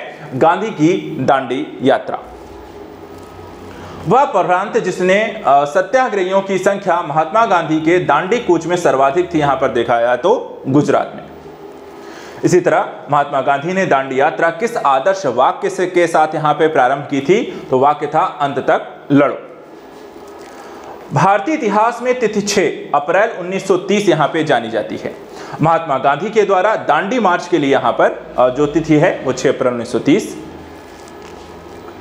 गांधी जी ने दांडी मार्च यहां पे प्रारंभ किया नमक कानून को तोड़ने के लिए, जो कि अंग्रेजों के द्वारा बनाया गया था, कर देने के लिए। वानर सेना और मंजरी सेना संबंध है यहाँ पे सविनय अवज्ञा आंदोलन से। और गांधी जी की यात्रा में संबंधित दांडी जो स्थित है वो आपको नवसारी जिले में स्थित है। चलिए अब बात करते हैं यहाँ पे गांधी इरविन समझौते, कराची अधिवेशन और गोलमेज सम्मेलन को लेकर के आए हुए प्रश्नों को। यहाँ पे देखिए, तीनों गोलमेज जो सम्मेलनों में भाग लेने वाले एकमात्र जो भारतीय यहाँ पर कौन थे? वो डॉक्टर भीमराव अंबेडकर थे। गोलमेज सम्मेलन में भारतीय राष्ट्रीय कांग्रेस के प्रतिनिधि ने जो प्रथम बार यहाँ पर भाग लिया था वो था द्वितीय गोलमेज सम्मेलन। गांधी इरविन समझौता देखा जाए तो कब हुआ? तो यहाँ पर देखिए 1931। महात्मा गांधी जब द्वितीय गोलमेज सभा में भाग लेने लंदन गए थे तो कहां ठहरे थे? किंग्सले हॉल में। किसने भारतीय राष्ट्रीय कांग्रेस के कराची अधिवेशन 1931 को महात्मा गांधी की लोकप्रियता और सम्मान की यहां पे पराकाष्ठा माना था? तो MC बोस यानी कि सुभाष चंद्र बोस के द्वारा। गांधी इरविन समझौते में किस आंदोलन को रोकने का यहां पे प्रावधान किया गया था? तो वो है सविनय अवज्ञा आंदोलन। किसने गांधी इरविन समझौते महात्मा गांधी के लाभ को सांत्वना पुरस्कार यहां पे कहा था? Elon Campbell Johnson. इरविन तथा गांधी को दो महात्मा यहां पर किसने कहा? तो सरोजनी नायडू ने। लंदन में संपन्न हुए गोलमेज सम्मेलन में भारतीय ईसाइयों का प्रतिनिधित्व किसने किया था? केटी पॉल। और गांधी इरविन समझौते का मुख्य रूप यहां पे क्या था? तो गोलमेज सम्मेलन में कांग्रेस की भागीदारी सहज करने के लिए यहां पर इसको आंदोलन प्रारंभ किया गया था। चलिए, तो इस तरीके से गोलमेज सम्मेलन को लेकर के जिस तरीके के प्रश्न एग्जाम में बने हैं वो हमने देखे। ऐसा ही देखिए भारत में इतिहास के संदर्भ में जो सांप्रदायिक दंगे हैं या पूना जो समझौता यहाँ पर हुआ है या कांग्रेस की समाजवादी पार्टी का जैसे गठन जैसे मुद्दे यहाँ पर भी आपको देखने को मिलते हैं। आइए इस टॉपिक पे बने हुए प्रश्नों को एक बार देखते हैं। जैसे कि एक कथन यहाँ पे है, क्या आप मुझे एक भी स्वतंत्र देश दिखा सकते हैं जहां पृथक मताधिकार हो? अंग्रेज हो चुके हैं परंतु वे शरारत छोड़ गए हैं। अंग्रेज जा चुके हैं लेकिन वे शरारत यहाँ पे आपको छोड़ गए हैं। उपरोक्त वाक्य को संविधान सभा के बहस में किसने कहा था? तो ये कथन है सरदार वल्लभ भाई पटेल। इसी तरीके से पूना पैक्ट पर हस्ताक्षर किसके द्वारा किए गए थे? तो यहाँ गांधी जी और अंबेडकर के द्वारा। 1932 में पूना पैक्ट के बाद हरिजन सेवक संघ की स्थापना हुई। इसके अध्यक्ष कौन थे? यहाँ पे घनश्याम दास बिड़ला। महात्मा गांधी क्षणिक भूत की भांति धूल उठाते हैं लेकिन अस्तर नहीं। यह किसका कथन है? डॉक्टर BR अंबेडकर का। चलिए अब बात करते हैं कांग्रेस समाजवादी पार्टी से संबंधित प्रश्नों को लेकर के। देखिए यहाँ पर 1934 में पटना में अखिल भारतीय कांग्रेस समाजवादी पार्टी के जो संयोजक थे वो थे जयप्रकाश नारायण। यह भारतीय राष्ट्रीय कांग्रेस का अधिवेशन जिसने जवाहरलाल नेहरू ने समाजवाद को भारत की समस्याओं को हल करने की कुंजी माना था, तो ये था लखनऊ अधिवेशन में।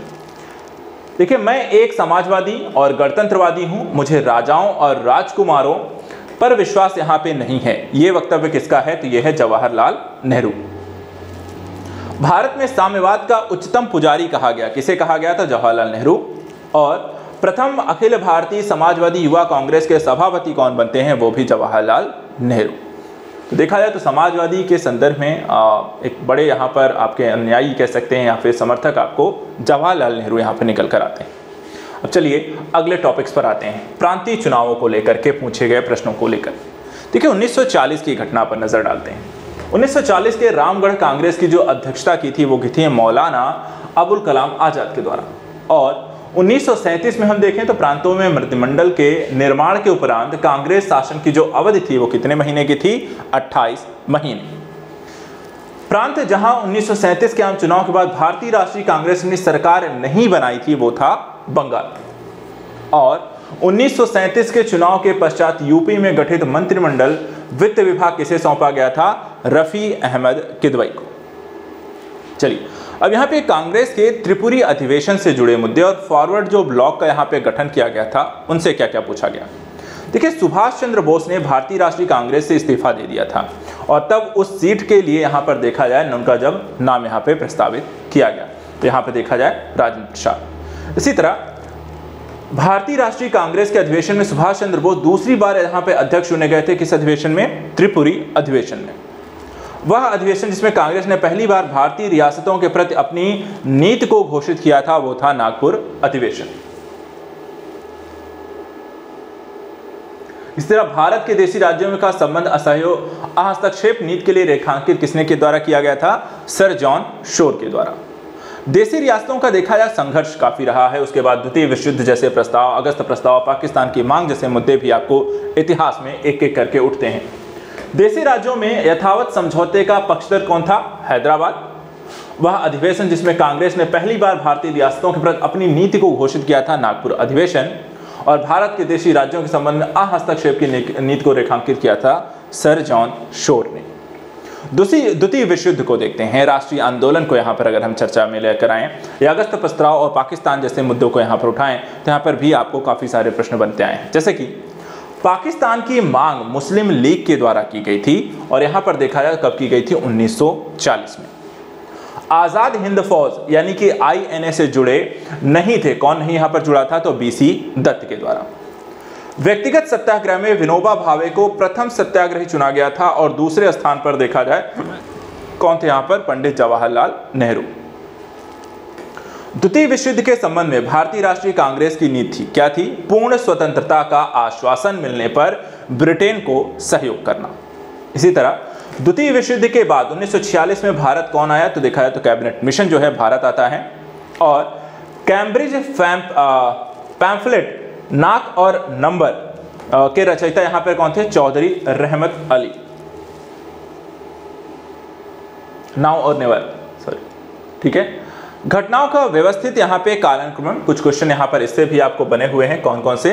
जैसे कि कब कौन सा प्रस्ताव, आंदोलन या घटना यहाँ पर हुई। जैसे कि अगस्त प्रस्ताव कब आया? 1940। क्रिप्स प्रस्ताव 1942, CR फॉर्मूला 1944 और बाइबल योजना 1945। ठीक है। अब यहाँ पे देखिए जो क्रिप्स मिशन आया उसके बाद भारत छोड़ो आंदोलन की घटना शुरू होती है, जिसके पास कह सकते हैं कि भारत के स्वतंत्रता की कहानी यहाँ पे फाइनली शुरू हो जाती है। अंतिम जो कील यहाँ पर जो ठोंकी जाती है वो कहने के भारत छोड़ो आंदोलन और सैनिक विद्रोहों की स्थिति है। अब इसमें देखिए जिस वर्ष क्रिप्स मिशन भारत आया था, कब आया था? तो यहाँ पे देखिए 1942 में। भारत छोड़ो आंदोलन जो प्रारंभ हुआ था कब हुआ था? तो 9 अगस्त 1942 बंबई में। भारत छोड़ो आंदोलन किस वर्ष यहाँ पर जुड़े? तो 1942 में। बंगाल के मिदनापुर जिले में जातीय सरकार की जो स्थापना हुई थी वो भी 1942 में।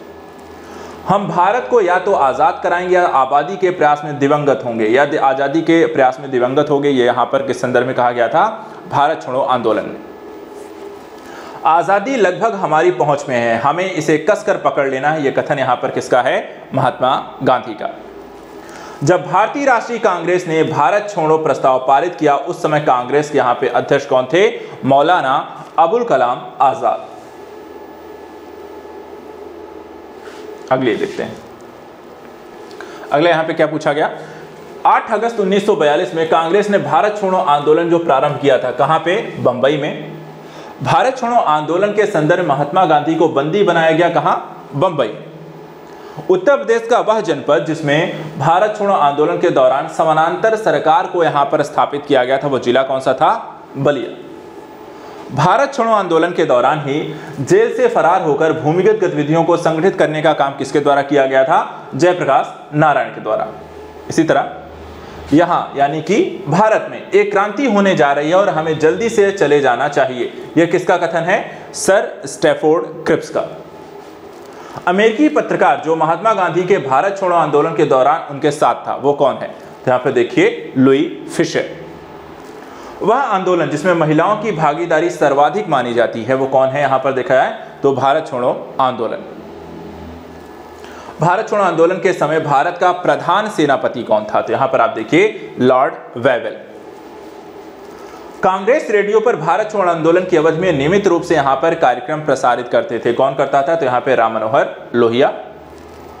वह पार्टी जो भारत छोड़ो आंदोलन का समर्थन नहीं किया था वह पार्टी यहां पर कौन थी? तो यहां पे देखिए Hindu Mahasabha, communist party of India, unionist party of Punjab. और गांधी जी का नारा करो या मरो का आह्वान यहां पर ये जो नारा था भारत छोड़ो आंदोलन के दौरान ही दिया गया। ये तो भारत छोड़ो आंदोलन हो गया। इसके बाद एक और मुद्दा, एक और विषय जो इतिहास का एक अभिन्न अंग है, आजाद हिंद फौज और उनकी भूमिका, और इससे संबंधित प्रश्नों की बात करते हैं। सुभाष चंद्र जो बोस थे, ठीक है, इनके राजनीतिक गुरु कौन थे? तो यहां पर देखिए CR दास। सुभाष चंद्र बोस के द्वारा आजाद हिंद फौज के हिस्से के रूप में गठित जो महिला रेजिमेंट थी वो कौन सी थी? रानी झांसी रेजिमेंट। गांधी जी ने सर्वप्रथम राष्ट्रपिता कहकर संबोधित किसके द्वारा किया गया था? सुभाष चंद्र बोस। आजाद हिंद फौज के अधिकारियों के लाल किले में चल रहे मुकदमे में उनके पक्ष से वकालत किसके द्वारा की गई थी? तो यहां पर सर TB सप्रू। आजाद हिंद फौज दिवस मनाया जाता है 12 नवंबर 1945 को मनाया गया। सुभाष चंद्र बोस ने सिंगापुर में स्वाधीन भारत की सरकार गठित की थी 21 अक्टूबर 1943 को। सुभाष चंद्र बोस ने देश नायक कहा था किसे? यहां पर देखा जाए तो सुभाष चंद्र बोस को देश नायक कहा गया था रविंद्रनाथ टैगोर के द्वारा। आजाद हिंद फौज का सैनिक जिसको 7 वर्ष के कारावास का दंड दिया गया था वो थे राशिद अली। वह भारतीय क्रांतिकारी जिसने सुभाष चंद्र बोस को इंडियन नेशनल आर्मी के गठन में सक्रिय सहयोग यहां पर दिया था वो कौन थे? तो रास बिहारी बोस। भारत की मुक्ति महात्मा गांधी के नेतृत्व में नहीं होगी, लिखा था, ये किसने लिखा था? सुभाष चंद्र बोस। इसी तरह नेताजी सुभाष चंद्र बोस का जन्म जिस नगर में हुआ था वो कौन सा क्षेत्र था? कटक। और तुम मुझे खून दो मैं तुम्हें आजादी दूंगा, यह कथन यहां पर किसके द्वारा है? सुभाष चंद्र बोस। वह भारतीय क्रांतिकारी जिसने सुभाष चंद्र बोस को इंडियन नेशनल आर्मी गठन में सहयोग दिया था, रासबिहारी बोस। और दिल्ली चलो का नारा भी किसने दिया था? सुभाष चंद्र बोस। तो दो नारे जो हैं इनके बहुत फेमस हैं, जो लगातार एक माइंड में भी रहते हैं, दिल्ली चलो और तुम मुझे खून दो मैं तुम्हें आज़ादी दूंगा। चलिए बात करते हैं यहाँ पे कैबिनेट मिशन, संविधान सभा, अंतरिम सरकार के गठन को लेकर के। सबसे पहले देखिए अंतरिम सरकार के गठन में प्रथम अंतरिम राष्ट्रीय सरकार गठन की जो घोषणा की गई थी, कब की गई थी? 24 अगस्त 1946। स्वतंत्र भारत के लिए संविधान की रचना हेतु संविधान सभा का विचार सर्वप्रथम यहाँ पे प्रस्तुत किया था कांग्रेस पार्टी ने 1936 में। इसी तरह कैबिनेट मिशन के भारत आगमन के दौरान ही भारतीय राष्ट्रीय कांग्रेस का जो अध्यक्ष थे वो कौन थे? तो यहाँ पर आप देख सकते हैं मौलाना अबुल कलाम आजाद। भारतीय संविधान की पांडुलेखन समिति के अध्यक्ष कौन थे? तो BR अंबेडकर। इसी तरह सांप्रदायिक एवं अन्य समस्याओं के न्याय संगत समाधान और एकमात्र तरीका संविधान का सभा का है, वो कौन सा है? तो यह घोषणा की थी 1939 में महात्मा गांधी के द्वारा। चलिए यहाँ पर अब कुछ क्वेश्चन है, जैसे सही सुमेलित करने को लेकर है, माउंटबेटन योजना को लेकर के है, भारत के विभाजन को और उसकी स्वतंत्रता से जुड़े मुद्दे शुरू होते हैं। सबसे पहले सही सुमेलन, जैसे बेबल योजना कब लाई थी? 1945 में। कैबिनेट मिशन का प्लान 1946 में आया। माउंटबेटन प्लान 1947 में आया। उसके बाद बॉम्बे मिशन 1944 में आया। तो ये अलग अलग समय पे लाए गए यहाँ पे प्लान, किस तरीके से भारत को यहाँ पे आज़ादी दी जाएगी, क्या किस तरीके की यहाँ पर व्यवस्था लागू करनी है, उससे संबंधित यहाँ पर थे। माउंटबेटन योजना क्या थी? भारत स्वतंत्र कैसे हुआ, भारत का विभाजन कैसे होता है। देखिए कौन महिला स्वतंत्रता सेनानी भारत छोड़ो आंदोलन से संबंधित यहाँ पे नहीं थी? तो वो है शांति घोष। भारतीय स्वतंत्रता विधेयक की राजकीय स्वीकृति कब प्राप्त हुई? 18 जुलाई 1947 को। मेरा अंतिम उद्देश्य प्रत्येक व्यक्ति के आंखों से आंसू पोंछना होगा, ये किसका है? जवाहरलाल नेहरू का। अगस्त 1947 में स्वतंत्रता दिवस के समारोह में वह नेता जो सम्मिलित नहीं हुआ था वो थे महात्मा गांधी। भारत स्वतंत्र हुआ उस समय कांग्रेस के अध्यक्ष कौन थे? तो JB कृपलानी। भारत विभाजन के संदर्भ में 1947 में नियुक्त सीमा आयोग की अध्यक्षता किसके द्वारा की गई थी? रेडक्लिफ के द्वारा। नई दिल्ली में 1947 में आयोजित अखिल भारतीय कांग्रेस समिति की बैठक में विभाजन के प्रस्ताव का समर्थन किया गया था, किसके द्वारा? तो यहाँ पे देखिए अबुल कलाम आजाद के द्वारा। भारतीय स्वतंत्रता विधेयक को राजकीय स्वीकृति प्राप्त हुई थी कब? तो 18 जुलाई 1947 को। इसके बाद माउंटबेटन योजना आधार किसकी बनी थी? देश के विभाजन का। और उन्हीं के प्लान पे भारत और पाकिस्तान दो नए देश यहाँ पे बनते हैं, जहाँ पे पश्चिमी पाकिस्तान और पूर्वी पाकिस्तान था। बाद में पूर्वी पाकिस्तान एक बांग्लादेश के रूप में आया। अखिल भारतीय कांग्रेस की 14 जून 1947 को संपन्न हुई बैठक में भारत विभाजन के विपक्ष में यहाँ पे मतदान दिया गया था खान अब्दुल गफ्फार खां के द्वारा। पहले अवसर पर भारत के प्रधानमंत्री की नियुक्ति की थी, यहाँ पर देखा है तो गवर्नर जनरल। भारतीयों को वर्ष 1947 में सार्वभौम सत्ता सौंपने की योजना किस नाम से यहाँ पर जानी जाती है? माउंटबेटन योजना। ब्रिटिश सरकार भारत के विभाजन के लिए उत्तरदायी नहीं है, उपर्युक्त कथन यहाँ पर किसका है? लॉर्ड एटली का। वह योजना जो भारतीय स्वतंत्रता का आधार बनी, माउंटबेटन योजना। महात्मा गांधी उस समय कहां थे जब एटली ने हाउस ऑफ कॉमन्स में सत्ता के हस्तांतरण की यहां पर घोषणा की थी? तो उस समय महात्मा गांधी थे नई दिल्ली में। भारत के विभाजन के समय ब्रिटिश भारत का वह प्रांत जिसने संयुक्त और स्वतंत्र यहां पर अस्तित्व की यहां पर घोषणा की थी, योजना प्रस्तावित की थी, वो थी यहां पर पंजाब प्रांत में। अब बात करते हैं भारत में संवैधानिक विकास की, क्योंकि भारत स्वतंत्र तो होता है लेकिन स्वतंत्रता के साथ ही साथ वहां पे संवैधानिक मूल्यों को भी वहां पर उसके माध्यम से देश को शासित किया जाना था। अब यहाँ पर इसकी कहानी क्या थी? तो कुछ कथन हैं, कुछ कहानियां हैं, कुछ प्रश्न हैं, जैसे कि ब्रिटिश इंडिया के अधिनियम ने सामूहिक कार्य चालन के स्थान पर विभाग या विभागीय पद्धति के द्वारा वायसराय की कार्यकारी परिषद में उनके प्राधिकार को और अधिक यहाँ पे बल प्रदान किया था। यह था भारतीय परिषद अधिनियम 1861। इसी तरह 120 सदस्यों वाले चैम्बर ऑफ प्रिंसेस की व्यवस्था कब की गई थी? 1919 के अधिनियम में। सर्वेंट्स ऑफ इंडिया सोसाइटी की स्थापना 1905 में पुणे में महाराष्ट्र में की गई थी, किसके द्वारा? गोपाल कृष्ण गोखले के द्वारा। बोर्ड ऑफ कंट्रोल की स्थापना किस अधिनियम के तहत की गई थी? तो पिट्स इंडिया अधिनियम 1784 के द्वारा। अन्य यहाँ पे देखिए, जैसे कि वह अधिनियम जिसके द्वारा ईस्ट इंडिया कंपनी के व्यापारिक अधिकारों की यहाँ पे समाप्ति की गई थी, वो कौन सा था? 1813 चार्टर एक्ट। वह अधिनियम जिसमें भारतवासियों को अपने देश के प्रशासन में कुछ हिस्सा लेना यहाँ पे संभव हो पाया था, वो अधिनियम था चार्टर एक्ट 1833। पहली बार भारत में क्रियाशील विधान परिषद का सृजन किया गया था चार्टर एक्ट 1853 के तहत। इसी तरह भारत में अप्रत्यक्ष निर्वाचन की प्रथा जो प्रारंभ हुई किसके तहत? 1892। लोक सेवाओं की परीक्षा में इंग्लैंड और भारत में एक साथ कराने की जो संस्तुति दी गई थी वो किस रिपोर्ट में? मॉन्टेग्यू चेम्सफोर्ड रिपोर्ट में। भारत में पहली बार लोक सेवा आयोग की स्थापना किस अधिनियम के तहत की गई थी? तो गवर्नमेंट ऑफ इंडिया एक्ट 1919 के तहत। वर्ष 1909 में इंडियन काउंसिल एक्ट की व्यवस्था किसके तहत यहाँ पे की गई थी? सांप्रदायिक प्रतिनिधित्व। तो यहाँ पे देखिए इंडियन काउंसिल एक्ट में जो व्यवस्था की गई थी वो थी सांप्रदायिक आधार पर एक निर्वाचन की पद्धति। द्वैध शासन प्रणाली भारत में कार्यान्वित रही 1921 से लेकर के 1937 तक। इसके बाद 1935 में अधिनियम के बारे में क्या कहा गया था? एक कार जिसमें ब्रेक तो है पर इंजन नहीं। ये किसने कहा है? जवाहरलाल नेहरू ने।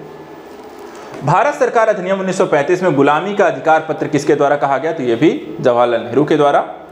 और राष्ट्रीय आंदोलन की अवधि जिस घटना ने मतभेद के बीच बोए अंततः देश का यहाँ पर विभाजन हुआ, ये विधानसभाओं में मुसलमानों को लेकर के यहाँ पर एक तरीके से जो पृथक निर्वाचन क्षेत्र और स्थानों का यहाँ पर आरक्षण हुआ, वहीं से देश के विभाजन की एक कड़ी आपको प्रारंभ हो जाती है।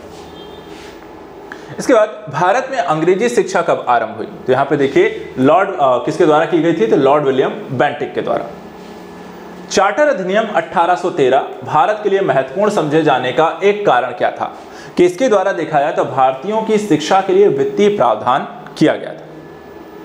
भारत सरकार का वह एक्ट जिसमें मुसलमानों के लिए पृथक मतदान की व्यवस्था की गई थी वो कौन सा था? तो यहाँ पर आप जानते हैं मार्ले मिंटो यहाँ पर सुधार भी से कहा जाता है और 1919 का यहाँ पर चार्टर अधिनियम भी है, तो मार्ले मिंटो सुधार के नाम से हम इसे जानते हैं। अब आधुनिक भारत की अगर हम बात करें तो यहाँ पे महत्वपूर्ण संस्थाएं और उसके सदस्यों को लेकर के कुछ क्वेश्चन बनते हैं, जैसे कि डी स्कूलिंग सोसाइटी की अवधारणा क्या है? तो यहाँ पर देखिए इवान इलिच की अवधारणा है डी स्कूलिंग सोसाइटी। व्यक्ति और उससे संबंधित यहाँ पे कुछ संगठनों को लेकर के, जैसे कि सरदार अजीत सिंह के द्वारा बनाया गया था भारत माता सोसाइटी, भगत सिंह के द्वारा नौजवान भारत सभा, चंद्रशेखर आजाद के द्वारा Hindustan socialist Republican party association और विनायक दामोदर सावरकर के द्वारा अभिनव भारत समाज।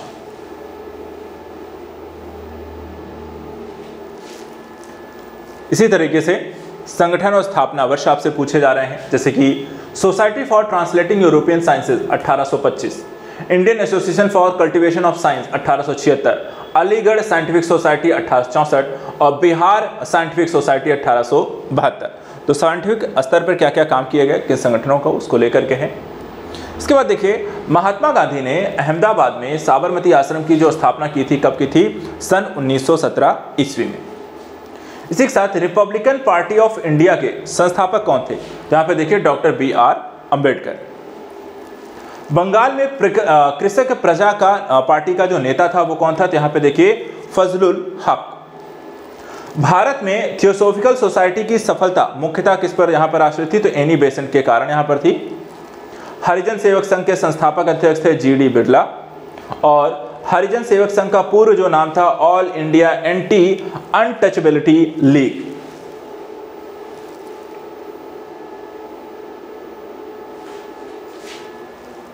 अगला यहां पे देखते हैं इंडिया इंडिपेंडेंस लीग की स्थापना राज बिहारी बोस ने की, दार उल उलूम की स्थापना मौलाना सिबली नुमानी ने की और युगांतर पार्टी का जो गठन किया गया था वो जतीन्द्र नाथ मुखर्जी के द्वारा किया गया। अब चलिए बात करते हैं भारत के ब्रिटिशों के शासनकाल के दौरान प्रशासन को शासन करने के लिए शासित करने वाले लोगों को गवर्नर या फिर कह सकते हैं गवर्नर जनरल या वायसराय यहाँ पर बोला जाता था। तो इनके समयकाल में कौन कौन सी किस घटनाएं जो होते हैं किसके शासनकाल में हुई हैं, तो उसको यहाँ पर देख लेते हैं। देखिए सर्वप्रथम भारतीय राष्ट्रीय कांग्रेस के संबंध में यह किसने कहा था कि वह केवल एक सूक्ष्म अल्पसंख्यक वर्ग का प्रतिनिधित्व करती है? तो ये कहा था लॉर्ड डफरिन के द्वारा। लॉर्ड माउंटबेटन ने वन मैन बाउंड्री फोर्स कहकर किसे संबोधित किया है? महात्मा गांधी को। वह गवर्नर जनरल जिनके कार्यकाल में प्राचीन स्मारक संरक्षण अधिनियम पारित हुआ था वो कौन थे? Lord Curzon. भारत में डाक टिकट का चलन जो प्रारंभ किया गया था किसके द्वारा? लॉर्ड डलहौजी के द्वारा। ब्रिटिश संसद में महाभियोग का मुकदमा जो चलाया गया था तो वो वॉरेन हेस्टिंग्स पर। भारत का पहला गवर्नर जनरल जो था वो कौन था? Lord William Bentinck. भारत में अंग्रेजों के समय में प्रथम जो जनगणना हुई थी वो लॉर्ड मेयो के कार्यकाल में हुई थी।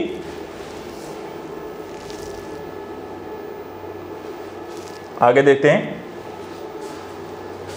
वायसराय जिसकी हत्या अंडमान निकोबार द्वीप समूह में जब वे भ्रमण कर रहे थे एक दंडित अपराधी के द्वारा की गई थी, लॉर्ड मेयो की हत्या की गई थी अंडमान निकोबार में। भारत में करजन के प्रशासन की तुलना औरंगजेब से की गई थी, किसके द्वारा? जी.के. गोखले के द्वारा। लॉर्ड कॉर्नवालिस की कब्र कहां स्थित है? तो गाजीपुर में। आंग्ल नेपाल युद्ध जिसके शासनकाल में हुआ था वो थे लॉर्ड हेस्टिंग्स। किसे स्वर्ण से उत्पन्न सेना नायक कहा गया? तो लॉर्ड क्लाइव को। भारतीय लोक सेवा का प्रवर्तन किया गया तो यहां पे कॉर्नवालिस के शासनकाल में। इसी तरह the problems of the for east नामक पुस्तक के जो लेखक थे वो भी कौन थे? Lord Curzon. भारतीय समाचार पत्रों पर एक कठोर यहां पर नियंत्रण से मुक्त किसके द्वारा किया गया था? चार्ल्स मेटकॉफ के द्वारा। गवर्नर जनरल जिसने भारत में दास प्रथा को यहां पे समाप्त किया था वो कौन थे? तो लॉर्ड एलन बरो। इसी तरह गांधी जी को वन मैन बाउंड्री फोर्स कहकर संबोधित किया माउंटबेटन ने। भारत का एकमात्र यहूदी वायसराय कौन हुआ? तो वहां पे लॉर्ड रीडिंग। दिल्ली में प्रवेश के अवसर पर बम फेंका गया था, किसके द्वारा? तो लॉर्ड हार्डिंग। तथाकथित कुशासन के आधार पर वह गवर्नर जनरल जिसने मैसूर राज्य के प्रशासन को यहां पर हड़प लिया था वो थे लॉर्ड विलियम बेंटिक। स्वतंत्र भारत का प्रथम गवर्नर जनरल कौन हुआ? Lord Mountbatten. और वह गवर्नर जनरल जिसने भारत में प्रथम बार सिविल सेवाओं को प्रवर्तित किया वो थे लॉर्ड कॉर्नवालिस।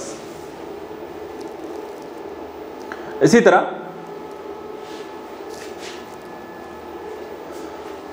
बंगाल में भू व्यवस्था को पुनर्गठित करने वाला गवर्नर जनरल कौन था? तो वो थे लॉर्ड कॉर्नवालिस। प्रथम आंग्ल बर्मा युद्ध के दौरान भारत का गवर्नर जनरल कौन बना? M Hearst. भारत में दीपावली की घोषणा किसके द्वारा की गई थी? तो लॉर्ड इरविन के द्वारा। भारत में सर जॉन सोर की नीति को दर्शाया गया है गैर हस्तक्षेप की नीति के रूप में। अब चलिए बात करते हैं कई सारे समाचार पत्र पत्रिकाएं जो भारत की स्वतंत्रता में यहाँ पर जागरूकता फैलाने के लिए, राष्ट्रीयता की भावना को जागृत करने के लिए या अन्य विभिन्न मुद्दों पर यहाँ पर प्रकाशित किए गए थे, उनसे संबंधित प्रश्न। जैसे कि the philosophy of the Bombay, इसके लेखक कौन है? तो भगवती चरण वोहरा। कुछ समाचार पत्र उससे संबंधित जो भाषा है वो यहाँ पे प्रश्न के रूप में बनी हुई है, जैसे कि कामरेड है जो कि अंग्रेजी में लिखी गई है, नवजीवन जो है गुजराती में है, स्वदेशी मित्रन जो है तमिल में है और सुलभ समाचार जो है वो आपको बंगाली में है। इसी तरह डेथ इन बनारस पुस्तक के जो लेखक थे वो कौन थे? जोनाथन पैरी।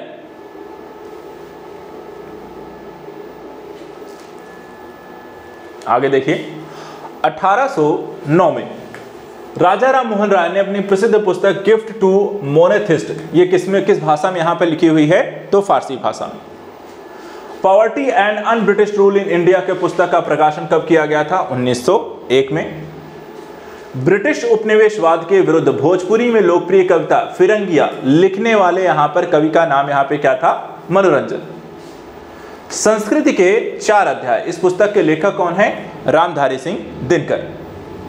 अब यहाँ पे देखिए कुछ समाचार पत्र का प्रकाशन या पत्रिका का प्रकाशन किस क्षेत्र से होता था उस पर प्रश्न है। जैसे कि स्वदेश का प्रकाशन जो है गोरखपुर से, भारत बंधु का प्रकाशन हाथरस से, सत्यवादी का आगरा से और शक्ति का अल्मोड़ा स्थान से यहाँ पर आपको प्रकाशन हुआ करता था। इसी तरह यहाँ पर आप देखें कुछ और समाचार पत्र उनसे संबंधित प्रकाशन है, जैसे कि अमृत बाजार पत्रिका बंगाल में, वॉइस ऑफ इंडिया बंबई से, ट्रिब्यूनल जो है पंजाब से और हिंदू जो है मद्रास से यहाँ पर देखा जाए तो आपको प्रकाशित हुआ करते थे। आगे देखिए एक और है समाचार पत्र प्रकाशन को लेकर के ही भाषा है, जैसे कि दर्पण जो है वो मराठी भाषा में समाचार पत्र यहाँ पे प्रकाशित होता था, संवाद प्रभाकर जो है बंगाली में प्रकाशित होता था, मुंबई समाचार गुजराती और स्वदेश जो मित्रन है ये तमिल भाषा में यहाँ प्रकाशित हुआ करते थे। अब यहाँ पे जैसे पूछा गया न्यू लैम्प्स फॉर ओल्ड, ये शीर्षक जो है लेखों की एक श्रृंखला प्रकाशित की गई जिसमें नरमपंथी राजनीति की यहाँ पे आलोचना प्रस्तुत की गई है। तो यहाँ पे देखिए किसके द्वारा लिखी गई है? अरविंदो घोष ने लिखी है। इसी तरह वंदे मातरम क्रांतिकारी पत्र के संपादक कौन हुआ करते थे? तो मैडम भीका जी यहां पर Cama, madam Bhikaiji Cama. Indian war of independence 1857, इसके लेखक कौन है? तो वीडी सावरकर हैं। मराठी पाक्षिक बहिष्कृत भारत का आरंभ किसके द्वारा किया गया? तो यहां पर भीमराव अंबेडकर। कौमी आवाज पत्र का यहां पे आरंभ किया गया था जवाहरलाल नेहरू, और अंग्रेजी पत्र इंडिपेंडेंस से यहां पर जुड़े हुए थे मोतीलाल नेहरू। कारागार जहां पंडित जवाहरलाल नेहरू ने अपनी प्रसिद्ध पुस्तक डिस्कवरी ऑफ इंडिया लिखी है, वो है अहमदाबाद का फोर्ट जेल।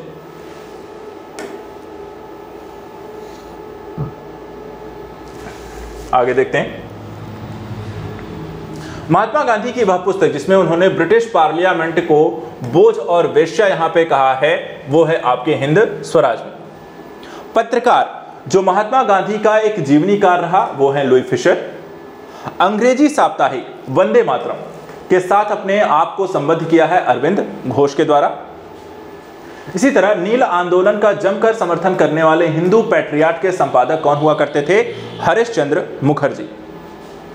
नील दर्पण नाटक के यहां पे लेखक कौन थे? तो नील दर्पण के नाटक यहां पे थे दीनबंधु मित्र। साथ ही Indian society of oriental art की स्थापना किसके द्वारा की गई है? तो अविंद्रनाथ टैगोर के द्वारा। प्रख्यात समाज सुधारक जिन्होंने ज्ञान योग, कर्मयोग, राजयोग नामक यहां पे पुस्तक लिखी है, वो कौन है? स्वामी विवेकानंद।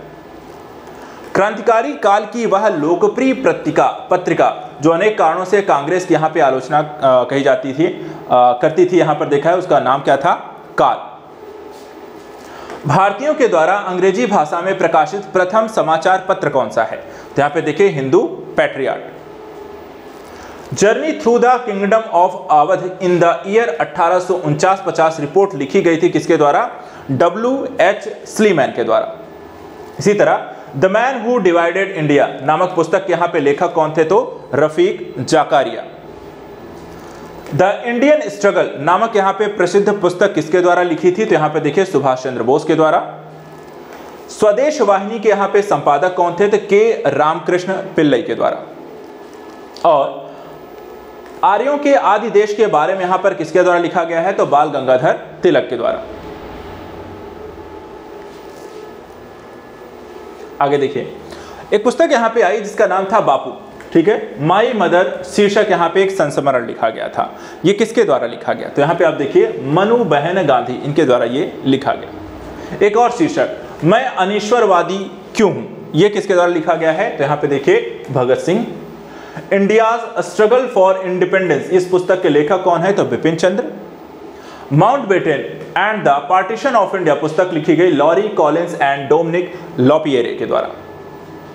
बंदी जीवन, इस पुस्तक के यहां पे लेखक कौन हुए? सचिंद्र सान्याल। मदर इंडिया नामक यहां पर देखा है पुस्तक जो लिखी गई थी, ये लिखी है कैथरीन मेयो के द्वारा। प्रसिद्ध गीत सारे जहां से अच्छा हिंदुस्तान हमारा, इसकी रचना किसके द्वारा की गई थी? सर मोहम्मद इकबाल के द्वारा। स्त्रिंगिंग यहां पर देखा जाए पुस्तक स्प्रिंगिंग टाइगर यहां पर पुस्तक जो लिखी गई थी वो थी सुभाष चंद्र बोस के द्वारा। कॉमनवेल्थ पत्र यहां पे जुड़ा हुआ है एनी बेसेंट से। इसी तरह Indian national movement the long term dynamics के यहां पे लेखक थे बिपिन चंद्र। वर्ष 1920 में लाहौर में लाजपत राय के द्वारा उर्दू का समाचार पत्र प्रकाशित किया गया था, तो वंदे मातरम। अपनी साहित्यिक कृतियों के द्वारा स्वतंत्रता संग्राम में योगदान हेतु राष्ट्र कवि का सम्मान प्रदान किया गया था, यहाँ पे देखिए मैथिली शरण गुप्त के द्वारा। एक साप्ताहिक के रूप में यंग इंडिया का शुभारंभ किया गया था, यहाँ पे देखिए स्वराज पार्टी के द्वारा। गांधी बनाम लेनिन नामक यहां पर पुस्तक किसके द्वारा लिखी है? तो यहां पर देखिए S.A. डांगे के द्वारा।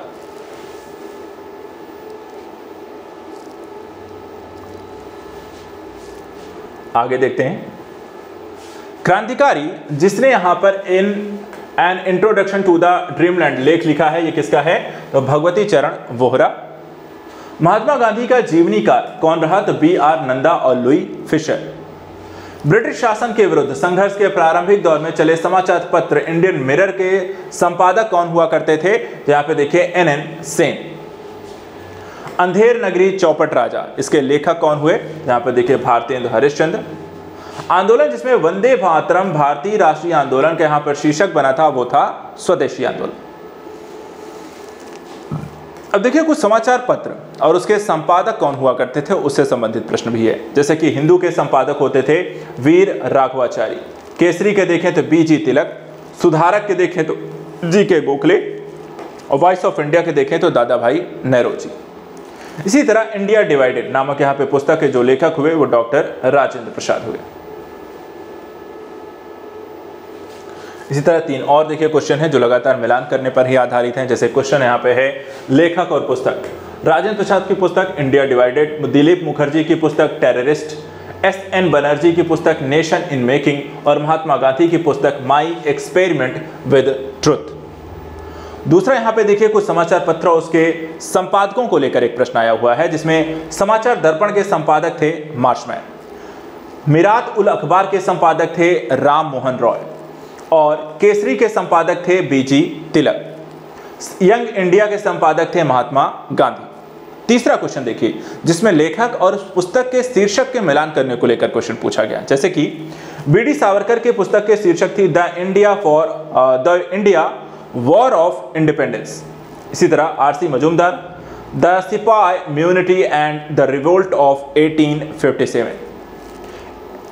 तीसरी यहाँ पर एस.बी. यहाँ पर चौधरी की पुस्तक है जिसमें civil rebellion in the Indian mutinies 1857 से 59 के दौरान, और चौथी यहाँ पर है अशोक मेहता की द ग्रेट रिबेलियन। ये सारी यहाँ पर देखिए अलग अलग तरीके से आप पत्र पत्रिकाओं के बारे में जब पढ़ते हैं तो इस तरीके के प्रश्न बन सकते हैं। वन लाइनर पूछे जा सकते हैं, सूचियां मिलान कर पूछी जा सकती हैं, कब प्रकाशित किया गया था, शीर्षक क्या था, कौन संपादक था। तो यहाँ पर 4-5 चीज़ें हैं जो कि आपको पत्र पत्रिकाओं को लेकर ध्यान रखनी है, जो प्रश्न यहाँ पर आपसे बन सकते हैं। इसी तरीके से सही सुमेलित करने को लेकर के कुछ और प्रश्न हैं। यहाँ पे देखिए एक तरफ समाचार पत्र है, दूसरी तरफ प्रकाशक है, ठीक है। बंगाली जो है आपके इसके प्रकाशक हुआ करते थे सुरेंद्र नाथ बनर्जी। वहीं बंगवासी के संप्रकाशक होते थे जोगेंद्र नाथ बोस। वंदे मातरम के देखा जाए तो अरविंद घोष और अमृत बाजार पत्रिका के मोतीलाल घोष हुआ करते थे। एक और यहाँ पे देखिए सही सुमेलन करने को लेकर के है कुछ पुस्तकों और यहाँ पे लेखकों को लेकर के, जैसे दादा भाई नौरोजी की पुस्तक poverty and British rule in India है, दयानंद सरस्वती की सत्यार्थ प्रकाश, बाल गंगाधर तिलक की गीता रहस्य और बंकिम चंद्र चटर्जी की यहाँ पर देखा है तो आनंद मठ है। अब अंतिम यहाँ पर कुछ सूचियों को लेकर विविध जो प्रश्न यहाँ पर आपको जो रह गए हैं, अलग अलग तथ्यों को लेकर पूछे गए हैं, अब यहाँ पर हम उनके बारे में डिस्कस करेंगे। यानी कि रिवीजन के अंतिम चरण में आप प्रवेश कर गए हैं और अंतिम चरण तक यदि आपके यहाँ पर कंसंट्रेशन कैसा लेवल है वो आपका पता चल रहा होगा। कितने बच्चे यहाँ पर जुड़े होंगे वो यहाँ पर आप चेक कर सकते हैं और शायद यहाँ पर कितनी बार आपने स्टॉप लिया है वो भी आप चेकआउट कर सकते हैं। तो देखते हैं अंतिम चरण यहाँ पर क्या रहा है, क्या क्या प्रश्न हैं, कैसे कैसे पूछे गए हैं। जैसे कि शास्त्रीय गायक और उनसे संबंधित घरानों को लेकर के प्रश्न आया हुआ है। बिरजू महाराज, कालका और बिंदादीन घराना यहाँ पर इससे रिलेट करते हैं। उस्ताद रशीद खान देखें तो रामपुर और सहसवान घराना से हैं। पंडित छन्नूलाल मिश्रा किराना घराना से हैं, तो प्रभा अवे जो हैं वो भी किराना घराने से हैं। भारतीय स्वतंत्रता संग्राम के दौरान लाठी क्लब की स्थापना किसके द्वारा की गई? बाल गंगाधर तिलक। मुजफ्फरपुर में सेशन जज कोर्ट ने किंग्स फोर्ड पर बम फेंका था, किसके द्वारा? तो खुदीराम बोस और प्रफुल्ल चाकी के द्वारा यह बम फेंका गया था। 1929 में अखिल भारतीय ट्रेड यूनियन कांग्रेस के जो अध्यक्ष बने वो कौन थे? यहाँ पे जवाहरलाल नेहरू। अब मिलान करने को लेकर कुछ प्रश्न हैं, जैसे कि साइमन कमीशन का गठन कब हुआ था? तो देखिए नवंबर 1927 में। इसी तरह नेहरू रिपोर्ट जो लिखी गई थी वो अगस्त 1928 ईस्वी में। शारदा जो अधिनियम आया 28 सितंबर 1929 ईस्वी को। वहीं डांडी मार्च जो प्रारंभ किया गया था वो 12 मार्च 1930 ईस्वी को। नाइटहुड उपाधि को त्याग दिया था, किसके द्वारा त्याग दिया गया था? तो रविंद्रनाथ टैगोर के द्वारा। आइए एक तरह की सूची मिलान करने को लेकर एक और प्रश्न आया है, एक और तरीके का प्रश्न बनता है, जैसे कि एक तरफ व्यक्ति हैं और दूसरी तरफ उनसे संबंधित कार्य और पद हैं। जैसे कि डी.की. कर्वे जो सचिव थे विडो रीमैरिज एसोसिएशन के। जे.डी. बेथ्यून जो कलकत्ता में कन्या विद्यालय की यहाँ पर इनके द्वारा स्थापना की गई। ईश्वर चंद्र विद्यासागर को देखें तो कलकत्ता में संस्कृत कॉलेज के प्राचार्य थे। और बी.एम. मालाबारी जो थे ये बाल विवाह विरुद्ध संघर्ष को प्रारंभ करने वाले व्यक्ति थे। इसी तरह एक और प्रश्न है, सिखों के द्वारा अपनी पृथक पहचान के लिए 19वीं शताब्दी में सिंह सभा यहाँ पे आंदोलन प्रारंभ हुआ और प्रथम सिंह सभा यहाँ पे जो प्रारंभ हुई थी वो थी अमृतसर में।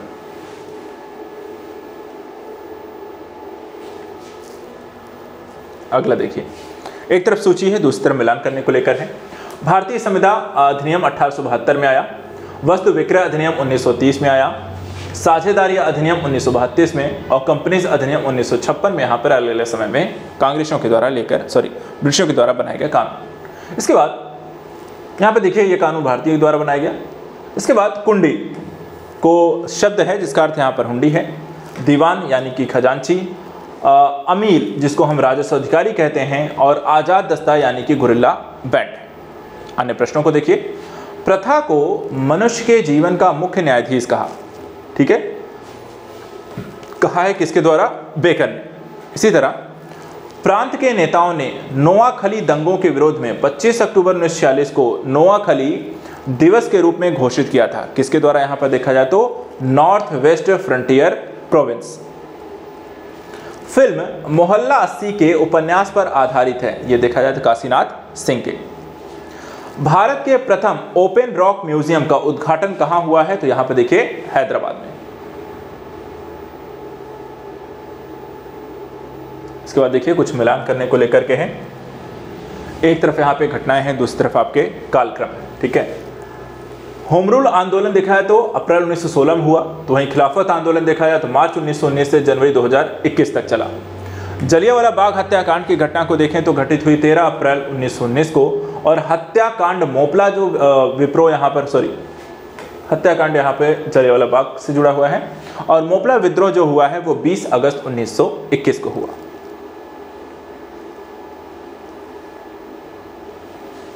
इसके बाद अंतिम कुछ प्रश्नों की ओर चलते हैं। भारतीय राष्ट्रीय कांग्रेस में सम्मिलित होने के लिए सुभाष चंद्र बोस को किसके द्वारा प्रेरित किया गया था? तो चित्तरंजन दास और M.K. गांधी के द्वारा। उसके बाद देखिए कुछ घटनाएं घटित हुई, उनके कार्यक्रम को लेकर इतिहास में काफी प्रश्न यहाँ पर आपको बनते हैं, जैसे कि साइमन कमीशन देखिए 1927-28 में भारत आया। भारत छोड़ो आंदोलन का प्रारंभ हुआ तो 9 अगस्त 1942 को हुआ। कैबिनेट मिशन को जो देखा जाए तो आपको कब आया? तो यहाँ पे 24 मार्च 1946 को आया। और संविधान निर्माण जो हुआ वो आपको देखा निर्मात्री का सभा का यहाँ पे जो गठन हुआ 9 दिसंबर 1946 को।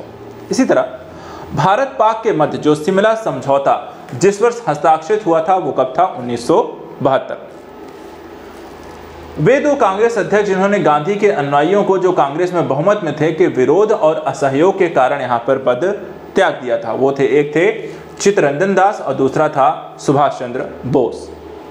इसी तरह ब्रिटिश सरकार अंतिम रूप से भारत और इंग्लैंड में एक ही समय साथ साथ देखा जाए इंडियन सिविल सर्विसेज की परीक्षा आयोजित करने हेतु सहमत हुई थी, कब? तो 1922 में। 19वीं शताब्दी में किस देश का भारत की ओर विस्तार डर एंग्लो अफगान संबंधों पर यहां पर आधार पड़ा? वो था रूस। 19वीं शताब्दी में भारत के प्रथम अकाल आयोग का जो अध्यक्ष बनाए गए वो थे सर जॉर्ज कैंपबेल। और भारत के संदर्भ में शासन के प्रजासत्तात्मक दृष्टिकोण को प्राय संबंधित माना जाता है, ये किसका कथन है? थॉमस मुनरो का।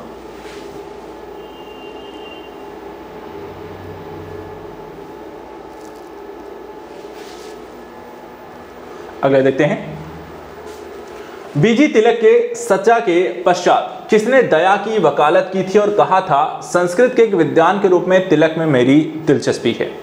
Max Muller. किसके पक्षधर नेहरू थे किंतु गांधी जी नहीं थे? यहाँ पे देखिए भारी औद्योगिकरण के। भारत का ध्वज गीत झंडा गान किसने यहाँ पर उसको रचा था? इसमें आप देखिए श्यामलाल गुप्ता पार्षद।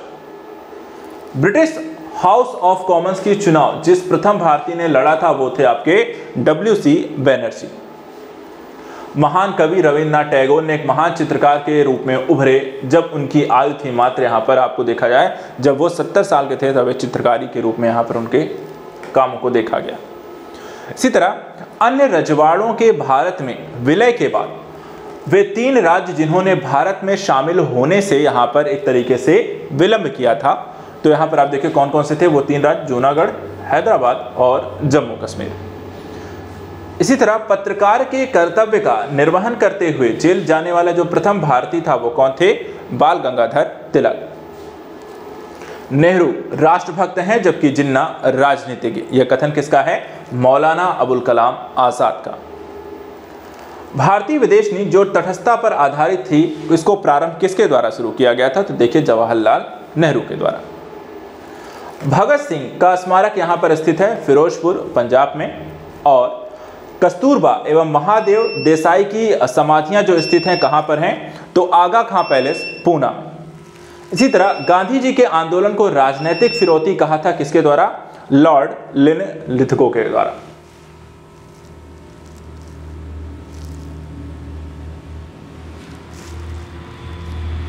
अगला देखिए, मोहम्मद अली जिन्ना को हिंदू मुस्लिम एकता का राजदूत कहा था किसके ने? तो सरोजनी नायडू के द्वारा। कांग्रेस आई के द्वारा समर्थन वापस लिए जाने के कारण पदत्याग किसने दिया था? तो चरण सिंह, चंद्रशेखर और एच.डी. देवगौड़ा के द्वारा। ब्रिटिश शासन के सबसे अधिक महत्वपूर्ण उपलब्धि भारत का एकीकरण था। ये किसका है? के.एम. पणिक्कर। ऑपरेशन पोलो किससे जुड़ा हुआ है? तो हैदराबाद राज्य को यहां पे सैनिक कार्यवाही के माध्यम से भारत में शामिल करना। भारत में 19वीं शताब्दी में पड़े वह अकाल जिसको प्रकोप का समुद्र यानी कि सी ऑफ यहां पर कैलेमिटी कहा गया था, वो था उड़ीसा अकाल 1866-67।